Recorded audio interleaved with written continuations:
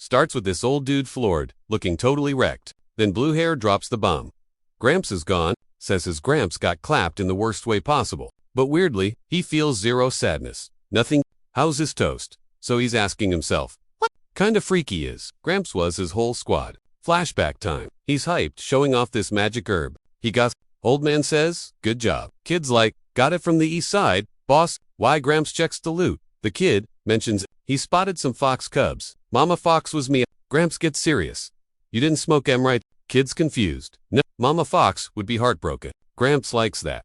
Tells him to help with dinner. Kid's down. Later, the old man needs a solid promise from Jen. Curious. Jen's like, what's up?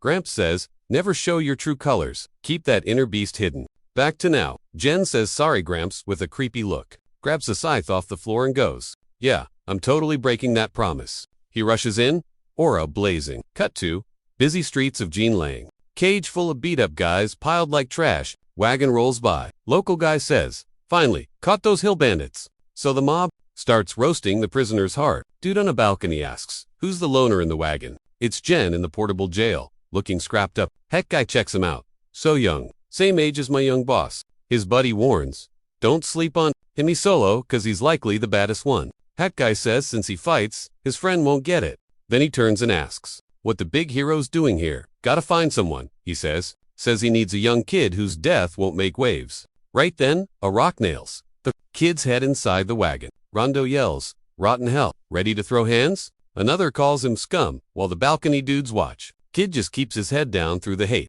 Suddenly, hat guy looks over, totally shook. The prisoner looks up, showing his face under the hair. Hat guy tells his pal, forget I asked anything. C ignores him, dips downstairs while the other panics. He cuts through the crowd, stops at the wagon, found him, decides this caged kid is the perfect guy for the job. Nighttime, at Jean Lee Castle's creepy dungeon.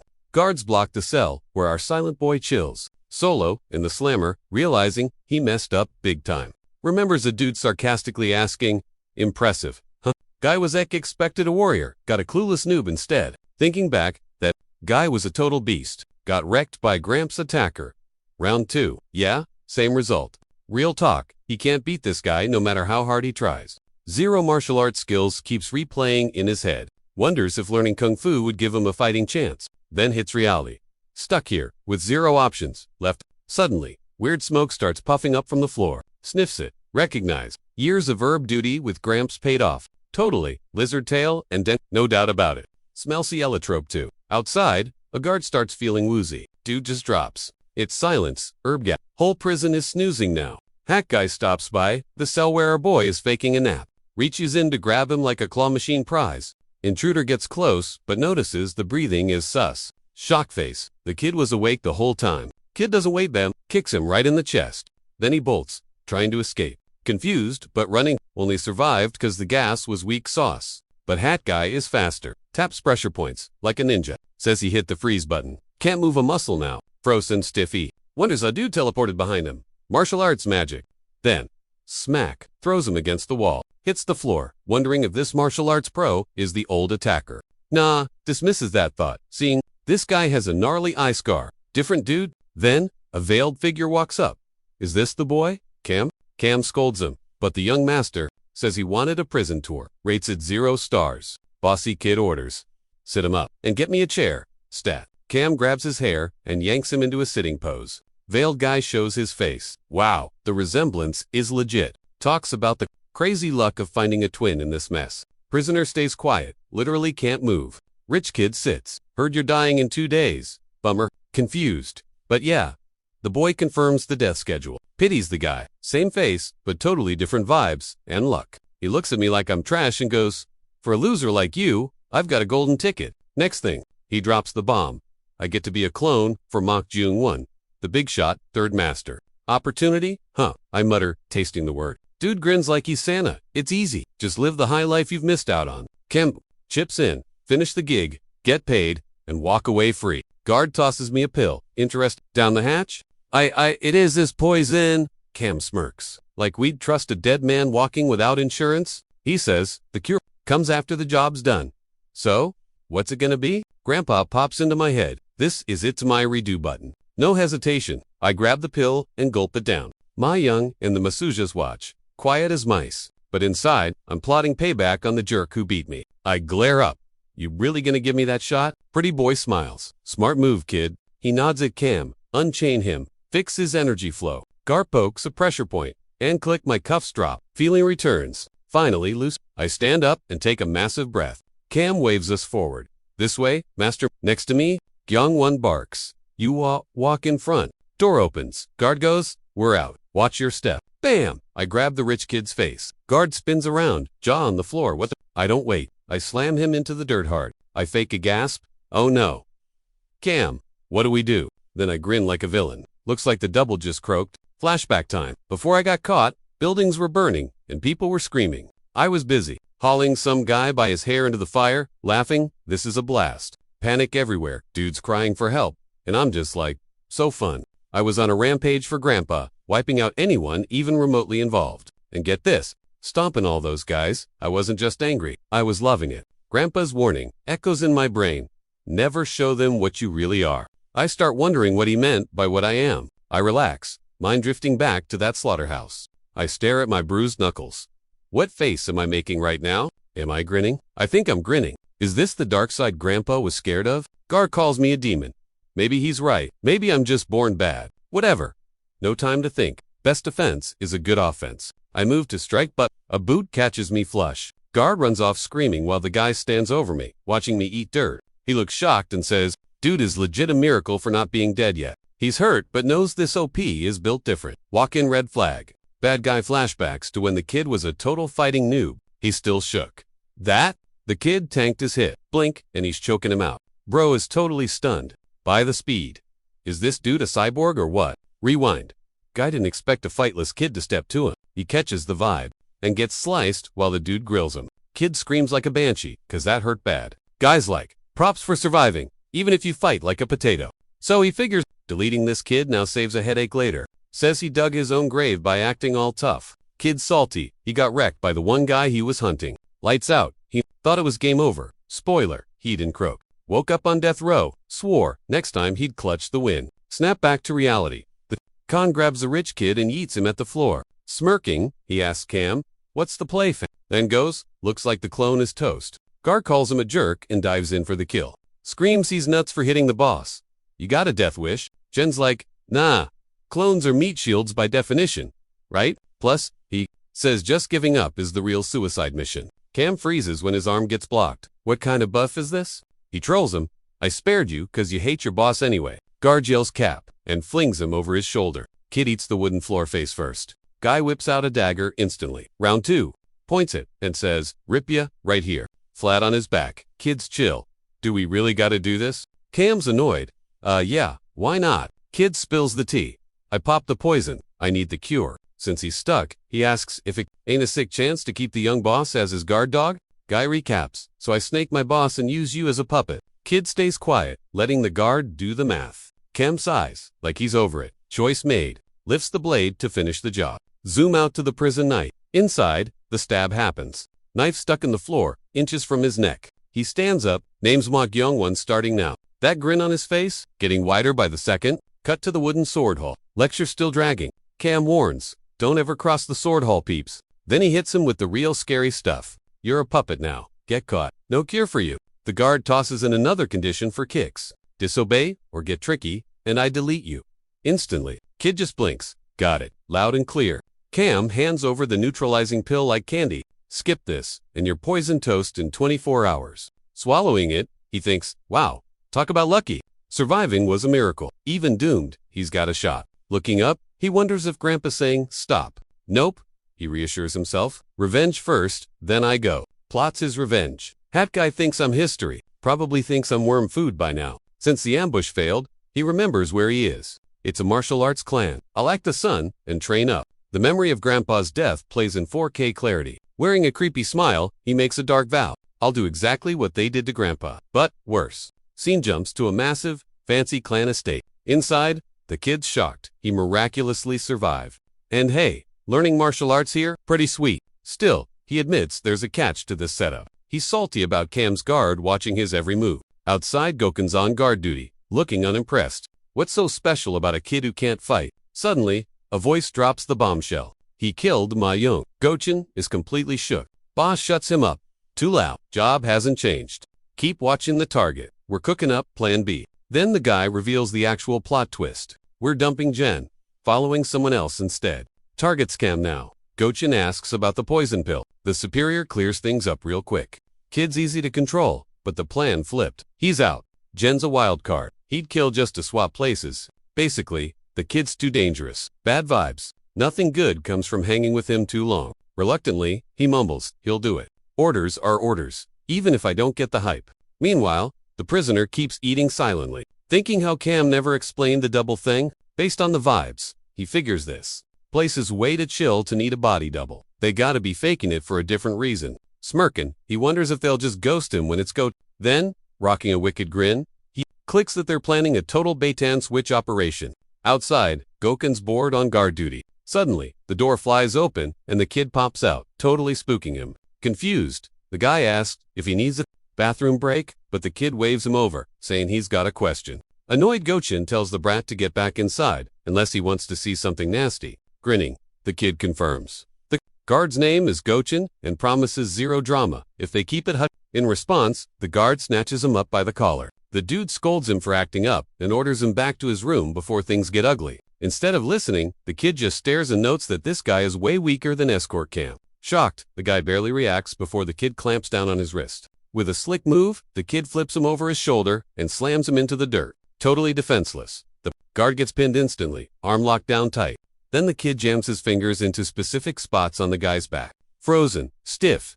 The guard freaks out, realizing he just got hit with a meridian paralysis move. Totally lost, he wonders if Chong's been a secret kung fu master this whole time. The kid grumbles that the guy is still twitching and claims he just copied what escort Cam did, but it kind of failed. Shook Dagar realizes the kid copied the move almost perfectly after seeing it just once. Suddenly, he starts panicking when he feels something weird and realizes it might be poison. As he tries to force the gunk out, the boy admits he's been eating poison his whole life with his grandpa. Smacking the guy's arm, he finishes his story, revealing that his own blood eventually turned toxic. Smiling, he brags that he can sniff out ingredients, making him immune to almost everything. Then he drops the bomb. Actually, he never needed that antidote they gave him. The kid demands the tea on the hall situation, reminding the guard that only his blood is the cure.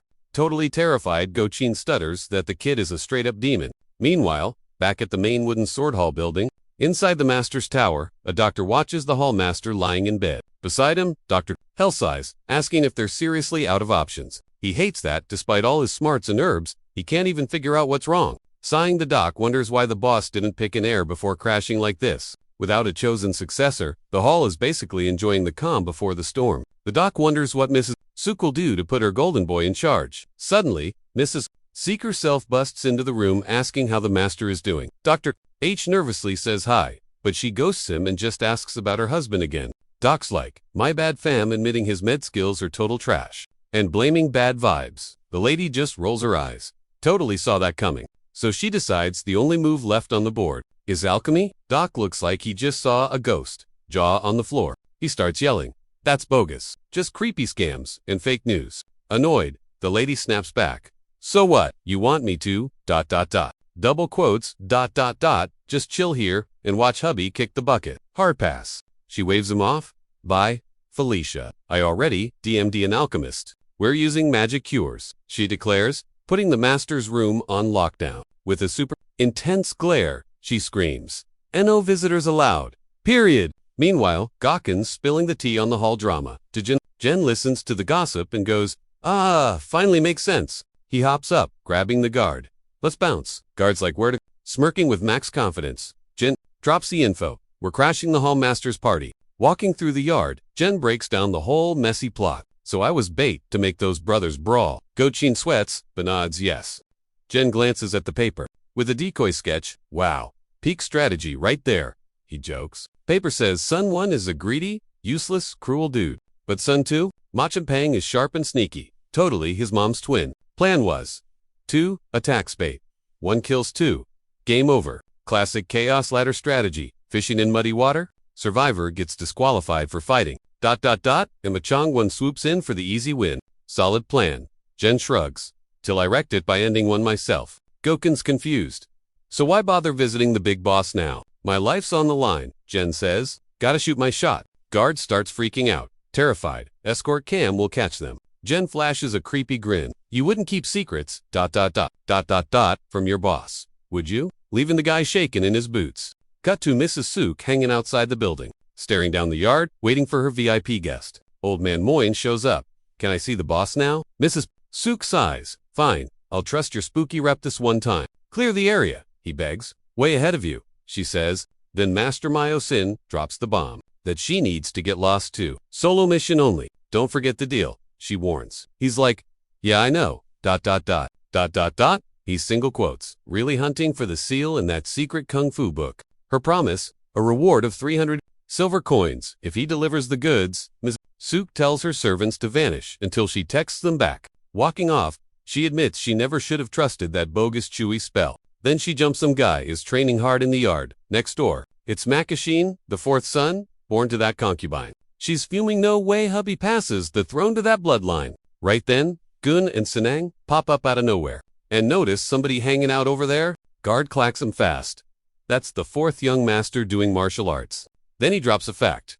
Even with his crazy skills, the kid never rests. He's totally daddy's favorite. Jen asks, that's training? Guard says, horse dance builds the core. After getting it, the boy flag's gone down for a quick question. Ice cold, he asks, if I learn kung fu, can I kill you? Guard freezes. Seeing the guy twitch, he asks it again, about wiping him out if he mastered fighting. Guard panics. Does the kid know the ditch plan? He's too sharp. Still, he tries to act cool and answer the question. Gon explains that internal training is the secret sauce here. He breaks it down. This training is just breathing nature's vibe to pump energy and stack up ki. But he warns, stacking ki takes forever. It'd be super hard, to beat a pro like Cam who's been grinding a full cycle. Jen figures it's a no-go, for now. Good nods. Then, he smirks. Actually, for you, it's straight up impossible. He says there's a strict age limit on this stuff. Cause if you don't start between 5 and 9, your ki is trash. Basically, Jen getting buffed, never gonna happen. Smuggy says, knock yourself out, but you'll always be a loser. Suddenly, Jen stares daggers right at the guy. With a vibe so creepy, the guard actually gets scared. Darkly, he says, keep rolling those eyes. I might just pluck him out. Then smiles, hey Gon, come work for me instead. Silence. Then the guard actually says yes, and trails behind. While walking, Jen wonders if it's really impossible to crush Cam, since recruiting him seems tough. Guard tells him to skedaddle, but the kid's like, why though? Gun spills that the young boss hates him, so Jen fishes for drama. He spills the tea. 2 years ago, the real master dissed the boy's mom, and she almost got wrecked. Jen laughs. Wow, that kid is surprisingly chill, for letting me keep my head and limbs attached. Guards, sweating, bullets. Let's go. Jen finally agrees to bail. Meanwhile, Makuchin is still zoning in on his workout. Sun sets, and the camera cuts to the boss's creepy tower. Inside, just some red strings tied to a bunch of coins. Turns out those creepy strings are hooked right to the boss man while the magic dude does his voodoo by the bed. Covered in weird black tattoos, the clan leader is clearly not having a good time. Still, the wizard figures that even though it looks like poison, it's straight up death energy. Only reason he's not toast is cause he's tough. Then he drops the bad news. Since this has been dragging on forever, survival odds are literally but honestly, he doesn't care if the guy croaks, he just wants his paycheck for the job. Scribbling a rune on some paper, he starts mumbling a spell to roast the evil ghosts. He chucks the charm, begging the stars for enough juice to crush the demons. The paper hits the sick dude's chest, lifting him up as the magic starts glowing. Totally zoned in, the guy orders a spirit stick charge, but while the boss writhes in pain, the wizard looks like he's losing his grip. Suddenly, he freaks out, realizing the bad vibes in the other guy are way too strong for this trick. Desperate, he dumps all his mana at once, trying to nuke the demons in one go. Eyes glowing like high beams, the boss lets out a gnarly scream as the spell slams him down. Then, the wizard hears a noise at the door, and snap goes a string. Super ticked off, he yells, who's there? Fearing some random interruption is gonna wreck the whole vibe. Right then, the magic goes haywire, the strings pop, and he gets yeeted backward. He crashes into Jen and Guin, who are totally shook and asking, what's the deal? The guard spots the sick guy, and Jen's all chill, asking if that's the head honcho. The kid does a polite bow and says hi to the figure in the bed. Smiling, he walks up and goes, hello, father, talk about an awkward reunion. Suddenly, someone screams for everyone to get out of there. The wizard guy scolds him like,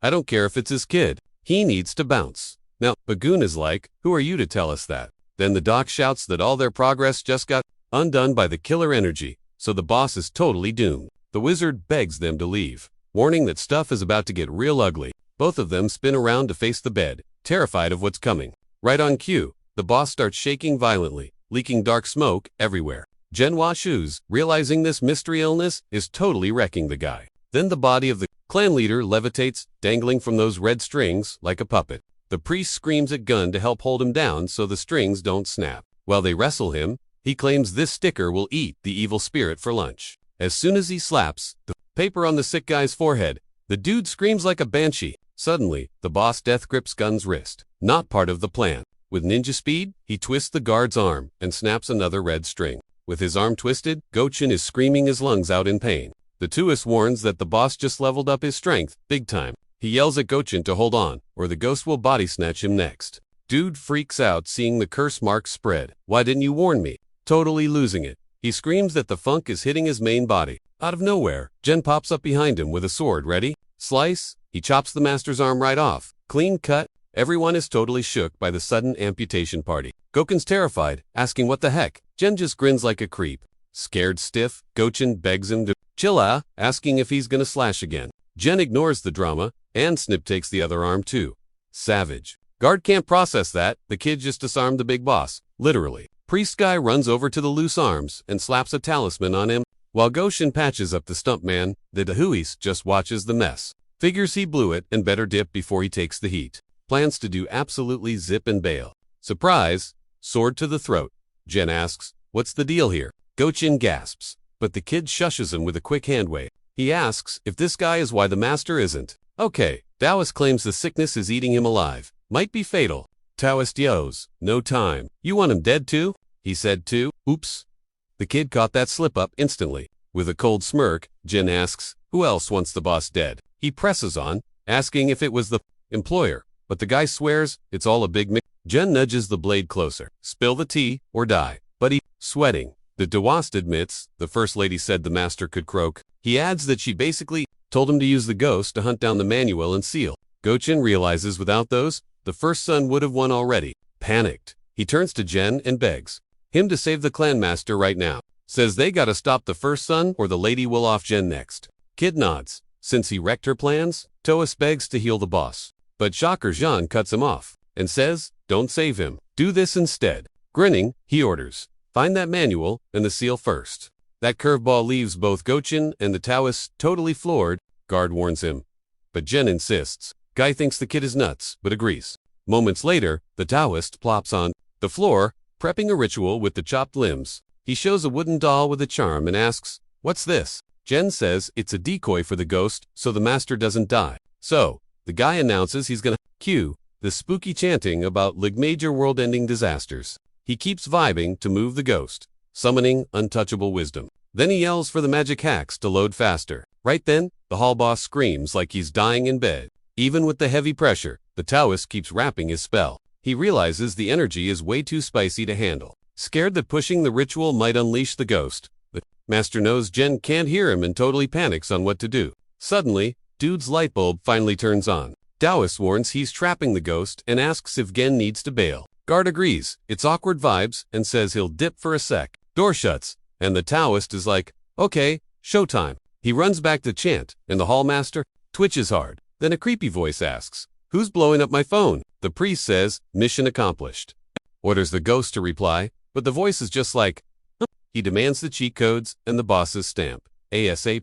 Voice wheezes that they're in the med hall basement, past the big rock door. Taoist double checks so, secret room under the meds. Suddenly, the voodoo doll cracks, totally fried from the energy. Panicking, the master yells, cut the string. Kid, now, screams the ghost is hijacking the boss's body.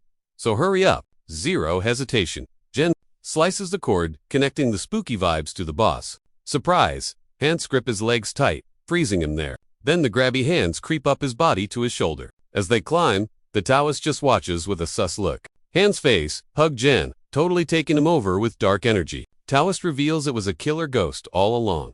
Pure evil vibes. He keeps yapping that the ghost was gonna break out anyway. So, lucky switch. So he wraps up by tagging Jen's head and framing him for the mess. Inside the kid's head, Angry voice asks, "How dare you play me?" Ghost is salty about the doll prank and swears, zero forgiveness. It glares at Jen's spirit, blaming him but digging the youth. Declares, "I'm stealing your bod instead of Gramps, have fun trapped in your brain." Suddenly, Jen's standing in a lit forest in peasant drips.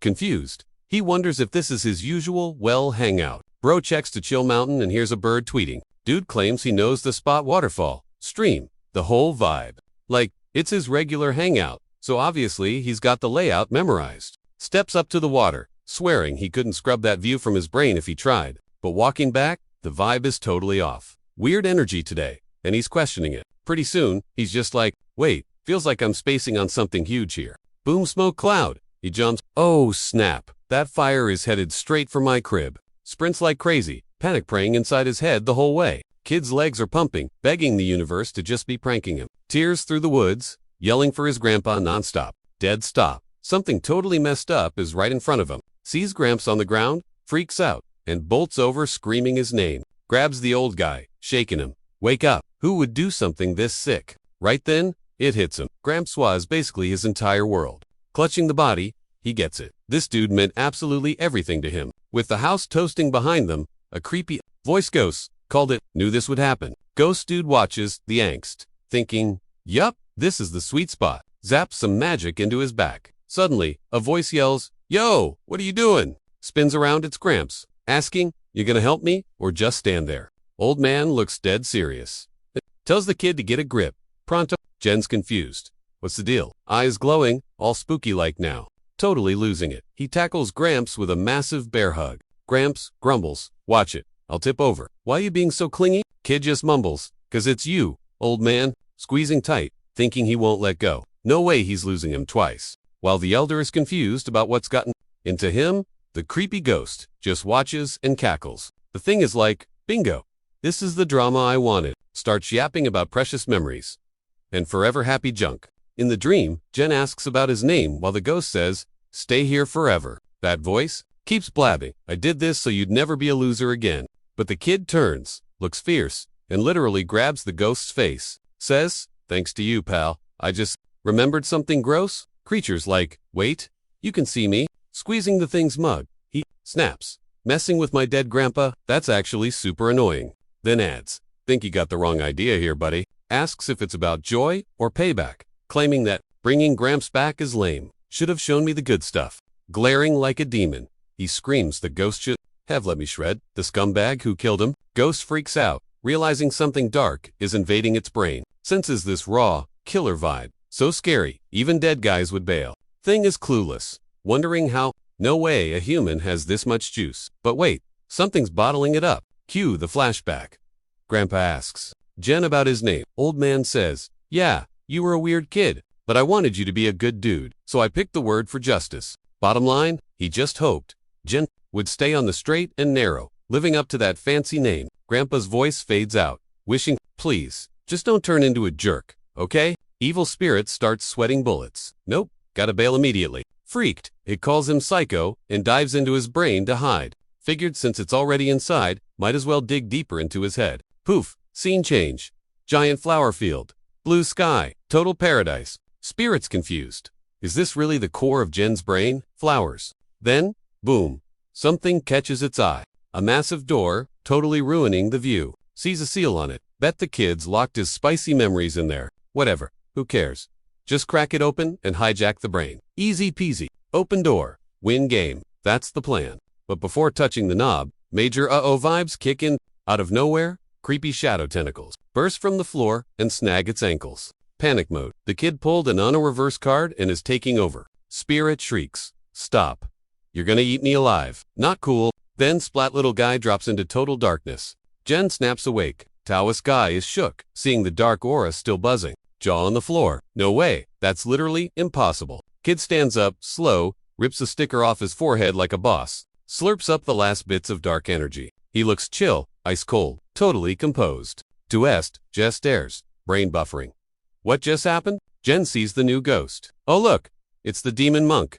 Great. Meanwhile, Mayondin sighs loud enough to wake the dead. He recalls Mockin' in. Guy was a legend, total hero, never messed up. They beat up pirates together, so he swore to be his hype man forever. Staring at the tower, thinking, How did the clan get this messy? Flashback to Mrs. C grilling him. You really think a peasant kid should be boss? She's like, for the sword hall's sake, you gotta chill while the shaman hunts for the seal and cheat codes. He let it slide for peace, but bets the shaman is a scammer plotting blackmail, gets his moja back, and decides he can't just let this dumpster fire burn. Screw the oath. He's gonna take a quick peek and bounce. Back in the room, T-Master's shaking. This ain't some basic spook. Dude realizes we're dealing with austere evil here. Jen spins to the ghost, dude, dubbing him the monk from hell. Then he's like, yo, wreck that shaman. Panicking, the Taoist tries to sick his own spirit on it, but the demon beast just yeets him back with crazy power. The monk realizes he's toast since that spirit is totally outbeat and angry. Confused. He's wondering how pure evil takes orders from a guy. Bam! Spirit hand grabs his face. Tight. It blasts energy right in his grill. He flinches, groaning hard. Jen creeps up, slow, grinning like a total creep. The master freaks out, screaming, no way. Backing up, he begs the thing to stay back. Staring at the giant beast, he's totally petrified. On the floor, the guy begs, swearing he'll do whatever. Jen's cold. I don't need zip. Guy tries saying sorry for lying. Smiling, Jen goes, nah, that's not the point, bro. Then asks, you found the seal in that secret book, right? Gripped by the ghost, the master gets it. The plan was always to off him. He just panics, his hands smother him. Jen turns and lets go chin in. Guy walks in, asks, done, then drops his jaw at the mess. Next to him, the Taoist's body is wrecked from the fight. Gochin asks if he's toast, but Jen cuts him off. Carry the stiff. Guy's speechless. Impatient, Jen grabs a sword. I'll handle this my way. One swing, and he starts trashing the room's stuff, then spins a yarn. Shaman went nuts, attacked the boss. We saved him. Gochin just watches. Shaking, shocked, he asks. We lie and Jin's like, yeah, got a problem. The lackey argues that Mrs. Seek isn't dumb. A lame excuse makes the young master look sus. Jen asks, too obvious? Guy says the boss lady won't buy it, regardless. He thinks for a second, agrees, the story needs more spice. Grinning evilly, he slashes his own leg. Shaman attacked the boss and his kid. Totally shook by the vibe. Gochin screams, what? Jen drops the bloody sword and asks, thoughts. Then he flashes his messed up hand and asks, more believable now. Guide wants to bandage him, but Jen, looking pale, sells the lie better. Right then, the master of the inner hall shows up, startling both of them. Gochin stammers, recognizing the dude, who's also shocked. Master stares at the bedridden boss and the dead priest. Totally livid. He gets in their faces like, what did you idiots do? Ji Chen shrieks, totally claiming it's all a big mix-up. Pale as a sheet, Jen cuts in. Check the hallmaster first. Then, bam, he hits the deck. Both guys are shook. Bose yells, why is third junior here? Ji Chen just stutters. Right. Then, he spots something weirder than weird on the floor. Is ... is that kid smirking? Is he totally faking this? Cut to the clan's sickbay. Place is stuffed with herbs and creepy old cabinet. Jen's chilling in bed, actually digging the med vibes. He replays the intel he snagged about the basement doors. Lucky him, he's in the perfect spot. Peeping around, he plans to snatch the manual tonight. Ji-chan pops in and announces his arrival. Jen just grumbles. You're late, bruh. He hands over to Shaman books. Jung's like, that's it? Ji-chan says he barely managed to grab M before the fire. Jen's actually stunned by that. Plus, they're torching everything to hide the evidence. Jung skims the pages. Bummed, these are the last ones left. Still, he gives props to his buddy, which totally shocks the guy. Jen asks, what gives? Ji-chan dodges, asking why, read M. Blowing him off. The kid points and asks, yo, what do you see outside? Confused, the guy stares into the pitch black. Doesn't see the creep standing there? Demon monk looming behind. Jen says, exactly why I need info.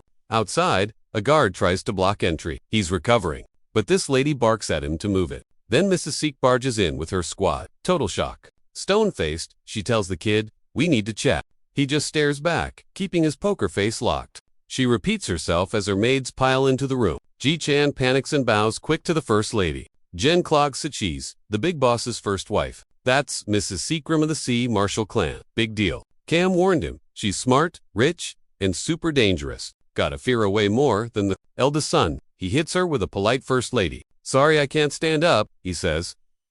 Bad legs. You know? Jikin sighs, relieved, hopes the kid doesn't mess this up. She cuts him off fast. Zip it. Not here for Boom. Fan smack right on Jen's bad leg. That unexpected slap left him and Jichin completely shook. Bro screamed and flopped on the bed like a dying fish, scaring everyone. Suddenly, this maid girl goes full ninja mode, sticking a blade at G. Freeze! Loser! Mrs. Seek leans in, faking sympathy. ARB looks like that really hurts. Then she smirks. Hurting yourself just to sell the lie. Total dedication. She wasn't done roasting him though. Nice acting, but you messed up one tiny detail? Genius. She drops the truth bomb. Rhea shamans don't get possessed. Rookie mistake. She starts cracking up, thinking he just went crazy. That's hilarious. Then she snaps, yelling at him for trying to play her with that trash story. Whack. She hits him again. Jen got yeeted off the bed from the impact. Ji-chan screamed, "Bro, no." She didn't care. "I'm only saying this once," she growled. "Spill the tea right now. What did you see? Talk." Jen lay by the window, clutching his bad leg, silent as a rock. Then, creepily, he starts grinning. Mrs. Seek caught the vibe. She chuckled, but then he burst out, laughing like a total maniac. She stepped back, weirded out. "Did you finally lose your mind?" He stopped laughing and just stared, looking totally chill and confident. "Demon monk, you're up." The ghost dude popped up behind him. Boom! The spirit lunged and smacked Mrs. Seek before she could blink. She stumbled, dazed.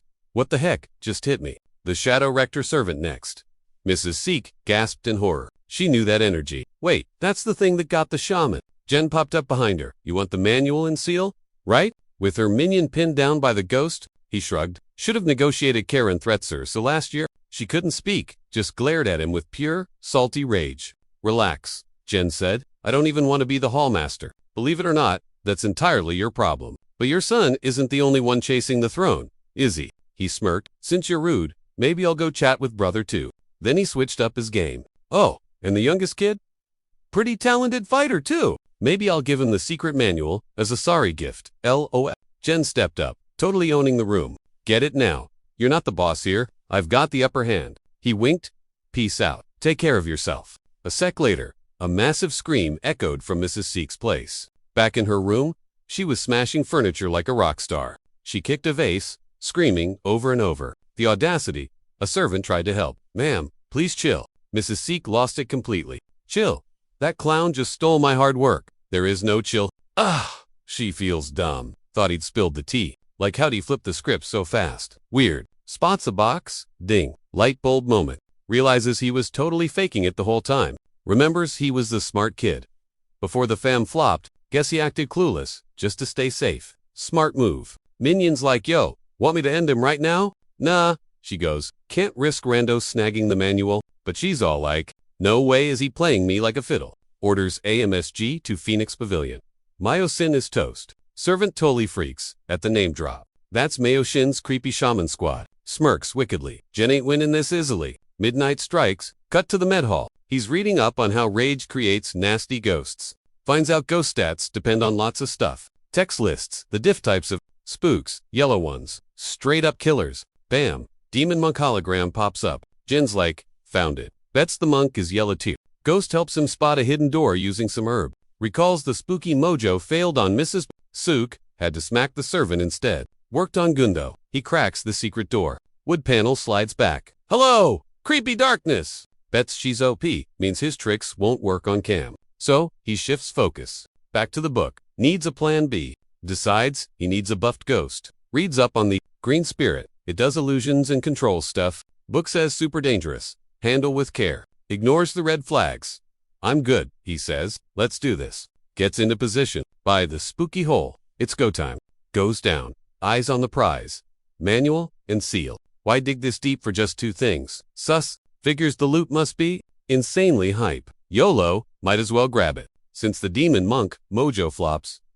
Guard cam. He needs an upgrade to take him down. Bottom of the stairs. Big 8? Is this it? Dude creeps forward. Lantern in hand. Heading towards the giant cave gate. He remembers the intel.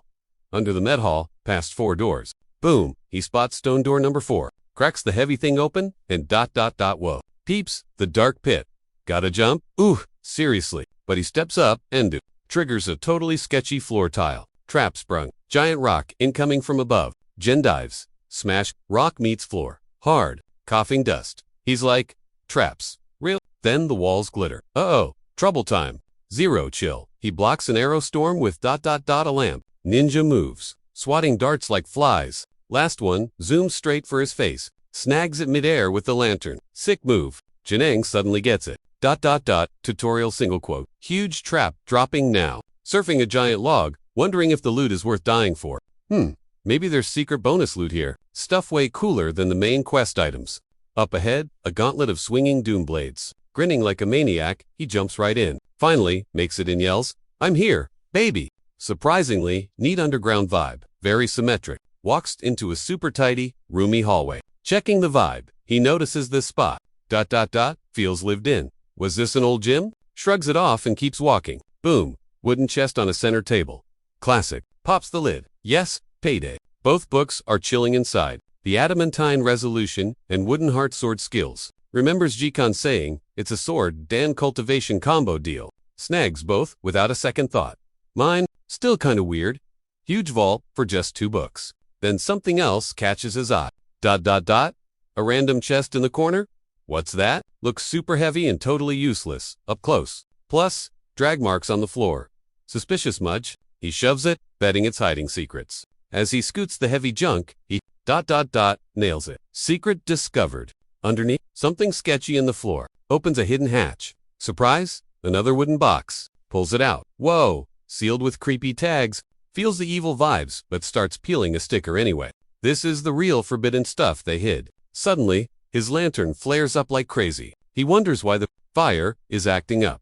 In the chest, a leather book. Picking it up, ... Vibe is off. Smells funk, feels weird. Smirkin', he hits a nasty conclusion. Human skin book, yikes. Elsewhere at the party, someone screams for drums. Louder, hype it up. The guy cackles maniacally. It's the second young master, mock peon, loving life. Peeking outside, he says it's totally lit and the hall is glowing today. Yampa grins. He's one step closer to being big boss. All thanks to his new teammate. Guard Cam walks in. The boss walks over. Cam bows, super stiffly, calling him second young master. Peons, like Sa, to keep you waiting. Dad's sick, so keeping it chill. Cam is honored anyway. Laughing, he waves him in. Cam follows. In private, Peon asks, with a grin, did Malt really lose his powers? Thinking of the dead air, Cam knows the fake is weak. He won't spill the beans, though dangerous if they know he failed the real boss. Cam smiles. Yup, intel is solid. Jeong 1 is totally powerless right now. Stoked, the bro says. So besides being weak, he can't fight for the title. Lucky to have a pro like you on my squad. Then he pivots. Why can't you tell me how we lost M? I'll forgive you, bro. Everyone messes up. Cam bows again. Still can't say sorry. Better? You don't know. Peon shrugs. Fine. Then drops a bomb. I know you were an assassin there. Cam flinches. Busted. You okay? Peon smirks. Was that a secret too? Nope. Cam lies, sweating bullets. Peon stares him down. Scram for now. Talk later. He eyes the guard crossing the yard. Once gone, bro is definitely scheming. He tells Cho to snoop. Is the dude hiding stuff? Did he really lose his mojo? Cho's like, so, just a quick vibe check. Master's like, boring, and tells him to rough up the brother during the checkup. The dude is totally down with the plan. Meanwhile, Jen pops open a secret stash on the cave floor. He grabs this weird book, and the thing is literally vibrating. Even weirder, it feels freezing. Straight up Grim Reaper vibes. He visualizes some tortured ghost energy leaking right off the pages. Makes him wonder, why hide something this creepy down here? Curiosity wins. Though, he just has to peek inside. Bam. Dark smoke shoots out and morphs into a shape right in his face. Jen stares as the figure forms and wonders, is that the demon monk? What is even happening? The thing's eyes glow super bright the second it spots the book. Then it just ... Kneels the kid's floored. Demon monk? For real. Seeing that reaction, he knows this book is a massive deal. He quickly stashes the item. Away, Bo realizes, if the monk is here, he's not alone. Someone else definitely crashed the party. Right then, the spy rushes in. He spots someone from a Wait, isn't that Ji-chan standing guard outside? Why is he out here, instead of guarding the sick kid? Something is definitely fishy here. He sneaks across the roof toward the room. Creeps up to the window to take a little peek inside. Inside, just Jen, snoozing away silently. But why sleep with a guard posted outside? Super weird. Decides, he better check the kid's energy levels personally. Walks in Dua, what is that on the table? He grabs a book, totally stunned. No way, ... Flips the pages, jaw practically hitting the floor. He's hyped. This is the real deal secret manual.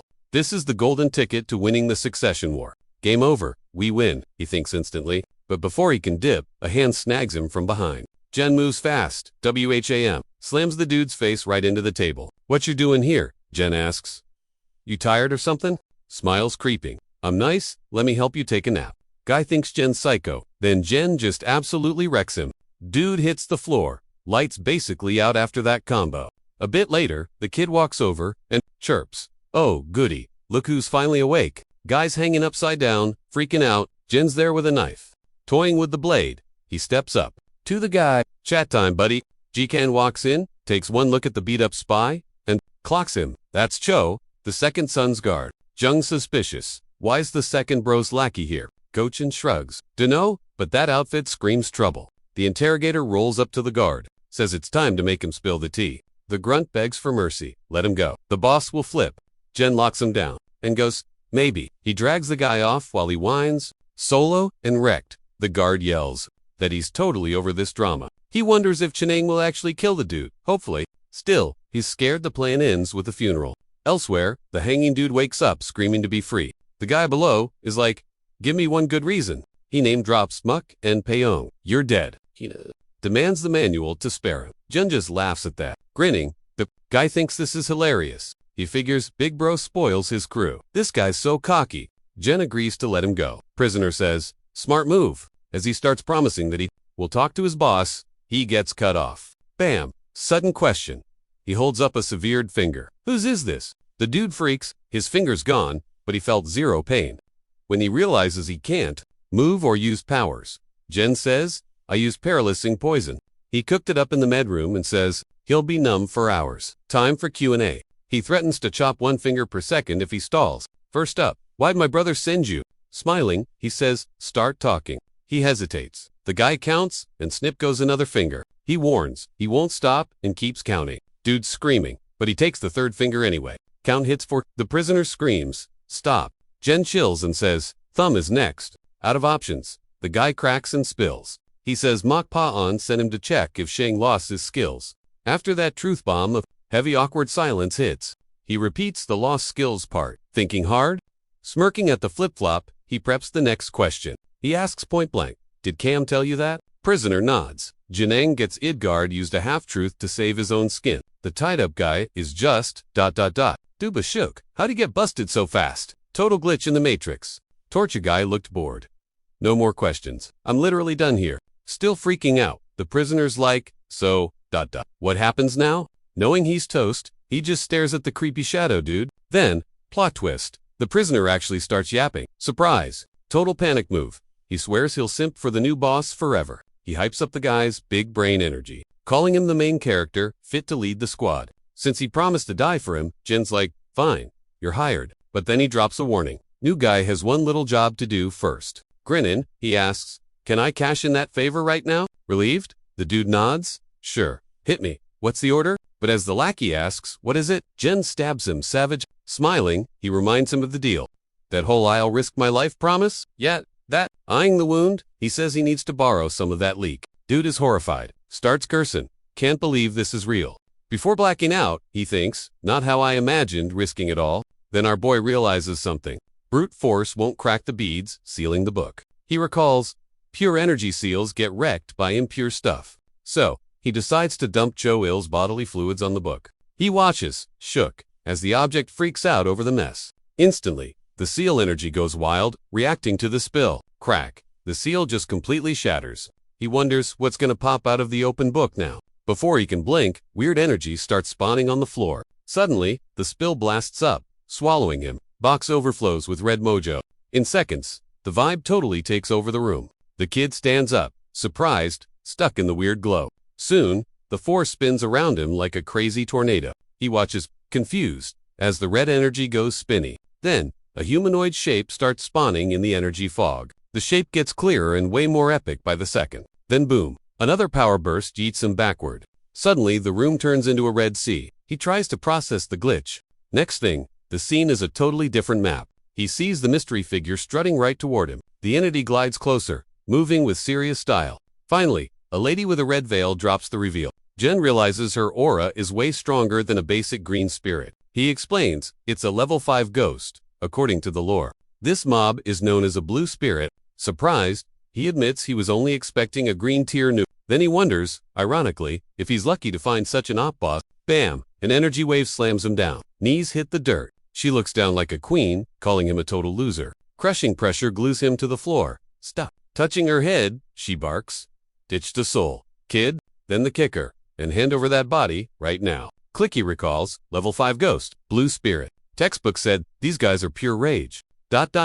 causing trips. Takes 10 shamans to stop one. He struggles. She sighs. Why bother? You? Fighting the crush. The guy finally ... Guess why the book had so many warnings. Blue spirits are deadly. But this, kinda fun. She blinks. Totally thrown. The heck you mean? Propped up. He sneers. Ghosts are so thirsty for He flashes a cocky grin. Admit it, ...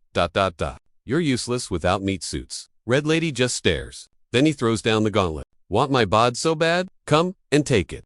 Invisible claws grab him, dragging him to her. She slams him down again. Dumb mortal. You're out of options, kid, she declares. Zap. She blasts a beam right into his chest. Wrecked. He wheezes had ... to force it, huh? Smug mode on. Get it now. You can't win. Be a good boy. Hand over the vessel. Twitch. He somehow stabilizes on the dirt. Lady in Red's jaw drops. Still moving, wheezing, and battered. The dude actually stands. She sees he tanked a fatal hit. Definitely not normal. Whatever, she scoffs, locking him down again. Whoosh, she floats up, frozen like a statue. Changing her vibe, she tries a new angle. A deal, one wish. Then I get the body. Confused, he asks, why the sudden kindness? I'm nice. Plus, a broken vessel is useless.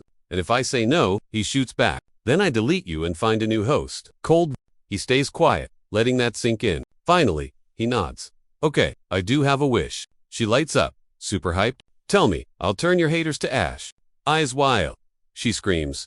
What is I? He grins. Shut your trap and become my familiar. She lost it, totally livid, grinding her teeth like crazy. She chilled out, smiling all creepy-like while saying yes. Unleashing her power, she hissed. You begged for this, kid. Then she lunged, screaming. Stupid little mortal, trash. But whoops, the blow backfired, blasting her across the room. Boom! Dude was just chillin', floating right in the middle of that mess. She snarled, asking if he was ready to get totally wrecked. Such a pity to break you though, she teased. Floating in the dark, he felt the vibe shift heavy. Drifting there, he tasted something super gross. Thick, sticky stuff. Tasted like rusty pennies. Yup. His senses screamed one thing. Straight up blood. But wait, this felt kinda off. Like, nothing he'd ever felt before. Totally alien. Reminded him of that rush during his last payback fight. Back then, it was all buzzing, warm life energy. Now, he realized he was swimming in pure death. Red Lady noticed the shift, and her jaw dropped. Crack. The fake world shattered like glass. Just a trick. The illusion melted away, showing the real dusty room. The spell broke hard, knocking her backward. Finally, his sneakers hit solid floor. She hung back, eyeing him from a distance. She was shook. How did he pull that off? That move should have been 0% possible. Suddenly, a magic butterfly popped into her hand and flew off. It floated to the kid. He just stared, ignoring the cut on his face. Watching him, she got it. He'd gone totally Transcendence, rare cheat code to bust illusions. ... Where you gotta block out all 5 senses. But how? The dude isn't even a shaman? Maybe he was just born with crazy epic stats. Seeing her confused face, he busted out laughing. Annoyed, she snapped. What's funny? You're still losing. Smirking, he went, nah, just had a genius thought. She frowned. Fun. Like what? Then her eyes went wide. She screamed as it clicked. Grinning like a villain, he flashed the secret book. Lore says spirits need an anchor to stay in this world. Figuring the book was her lifeline. ... He chomped down and ripped a chunk out with his teeth. Instantly, wounds slashed across her body. She shrieked, feeling every bit of that damage herself. Spit out the paper. Bingo! He smirked. How? She gagged. A mortal biting a demon book. Shamans couldn't break it, she yells, and you made me mad. She lunges, pinning him to the wall like a poster. Up close, she dares him. Call this fake. I dare you. Don't need your bod now, she sighs. Die, dummy. While getting choked, the kid sasses, why not just grab the book yourself? He sees her flinch. Huh. You can't touch it, can you? She gets salty and prepares to wreck him. She blasts energy, yelling, spit it out. Loser. Now, the blood's glitching his system, reversing his flow. Freaking out, she keeps screeching for the peace. Even while fading, he feels her soul's mega rage. Eyes glowing, she hates that he's tough. Payback time, she yells, calling him a ridiculous mortal noob. Whack. She hits him, making him yelp in pain. Suddenly, her eye flashes a movie scene of war. Cut to city on fire, rubble everywhere. Totally confused. He's like, where am I? He realizes he's on a sea of bodies. It's a mess. Dozens of fighters down for the count. Confused, he squints. That blue spirit chick is there. Boom. A sword spawns in the ghost hand. She rips cloth to tie on the handle. She spins to face a throne way up the stairs. He can't hear squat but feels her massive rage vibes. Looking fierce, she marches up, gripping the blade. She plants herself right by the stairs, eyeing the mystery dude on top. Blondie up there watches her, silent and smug. Then the horned guy smirks like he's the boss. Eyes wide, she screams and jumps to attack him. She charges, but he just keeps grinning. Bam! Her sword swing gets blocked instantly. Then he claps back, slamming her chest hard. Stunned, she stares at the wound. No way, ... The pain freezes her. It's totally game over. He tosses her like trash, sending her tumbling down. She lands on the floor, completely wrecked. Suddenly, glowing eye warriors crowd the spot. They march in, super quiet and synchronized. No stalling. They circle the fallen lady. Daggers up, they're ready to finish her off. Look and beat, she cries, as the end comes. The vision of her fail spreads under the red sky. Back in the void, dude looks down, spotting just her silhouette. Her soul scraps merge with the book floating right there. He jolts awake, screaming his head off in a panic. Back in the real world, leaning on a pillar, he spots a weird red string sprouting from his chest. The heck? Floored, the chick stutters, her brain totally fried by the chaos. Eyes popping, she shrieks. No way. Did I just become a familiar? Smirking like he won the lottery, the dude nods. Bragging he snagged a blue spirit while she wails. This nightmare needs to end. Let me go. She yells, lunging at him, but gets blasted back, like she hit a force field. Then, ouch. A nasty sting zaps her, right in the neck as creepy red marks start glowing. She's hacking up a lung while he just stares. Clue meter at 0. Realizing they share pain, he swears. Great, we're linked. That sucks. Then he wonders about that demon monk who healed instantly. Super sketchy. Miles away, the baddie's frozen in a courtyard, while Gon catches some Z's. Sighing, the guy figures, since we're stuck like glue, let's do intro. I'm Mahjong. What's your handle? Silence. Okay. Silent treatment. I'll just pick a nickname then. Grinning like a troll, he decides. How about Red Dung Beetle? She flips out, screaming. Have you lost your absolute mind? He cracks up. Guess not. She shrieks. You dare mock me. Nose in the air, she snaps. I don't give my name to dumb mortals. Whatever, I'll call you what I want. He shrugs. You're a blue spirit. So, hey, blue spirit. He beams. Yep, that sticks. Deal with it. She just rolls her eyes and spins around, totally snubbing him.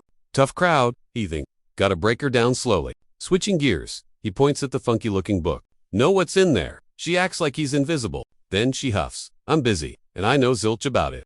He cracks it open and the pages are scribbled in creepy red ink. Smirking, he murmurs. Well, this is getting spicy, but it's gibberish. The symbols look like nonsense tossed together. The spirit side-eyes him, a tiny smirk on her face, loving his struggle. Fine, no help. I'll crack this code myself, he mutters. Standing tall, he squints at it. Then, boom. Trust the mind, not the eyes. As he keeps reading, she whips around, jaw-dropping, way he actually gets it. She creeps closer as he reads. What looks real might be fake. Suddenly, a massive vibe check of energy blasts from her, filling the room. Glowing with that aura, he recites, the demon blocking the good path. The book flares up like a supernova, revealing the kicker. Supreme Blood flips the script on everything. Then he gasps as his hand is totally glued to the cover. Freaking out, she shrieks. No way. How did you even do that? Confused, the guy asks. Yo, what did I do? Is it the book? Pain slams him. She watches, freaking out. No way. She screams. Stop breathing. Moron. She barks at him too. Clear his head. Think of nothing. 0. Eyes shut. He focuses on taming the vibe. He sucks the aura back in. She's shook. How'd you learn that fast? Slowly, the energy that choked him flows back into the book cover. She's stunned. No training. Yet he fixed the ritual. Honestly, doing it at all was a miracle. Still buzzing, she mumbles. I've never seen crazy stuff like this. He flops down. Thought I'd choke. What was that? Your breathing sucked. That's what, she explains. He grins, teasing. Why the lecture only now? Huh, that ticks her off. She's speechless. He's chill, but she yells, I only saved your butt. She says the ritual tweaks. The nature of stuff. You got hurt having no target. She points. Try the move on that guy. Bro's wrecked minion is lying right there. Aim for the core, she says. Below the navel, he checks, rolling her eyes. She asks, need I spell it out? He nods. Yep. Just chant the spell again? She sighs. Deep breath. Boom. Energy flares up again. Hand over the body. He recites the book lines. He says supreme blood reverses all, and power explodes. Instantly, the guard's key gets sucked right into his palm. Whoa, weird sensation. Warmth rushes his veins, circling his core. It pulls and sticks anything, she says, even key. Smirking, she asks, feel that? That's the attachment ritual. So, the blue ghost girl breaks down the ritual. Warmth wraps his chest. Wait, is this the key GIT meant? Ji-chan said, gathering key is slow, but this trick drains others way faster. Sweet. Fast track to getting no, but the power just vanished into thin air. Poop. The blue ghost explains, duh, that's how Kui works. It spreads. Then she adds, there's a specific hack you gotta use to trap the juice, vibe check it, and keep it pure. Basically, farming Kai with that ritual. Impossible. Bro looks totally crushed, thinking he found a cheat code. She laughs. Too easy. Still, she tells him to chill and not get salty, cause that spell actually has cool perks. Turns out, that ritual is just level 1 of 8.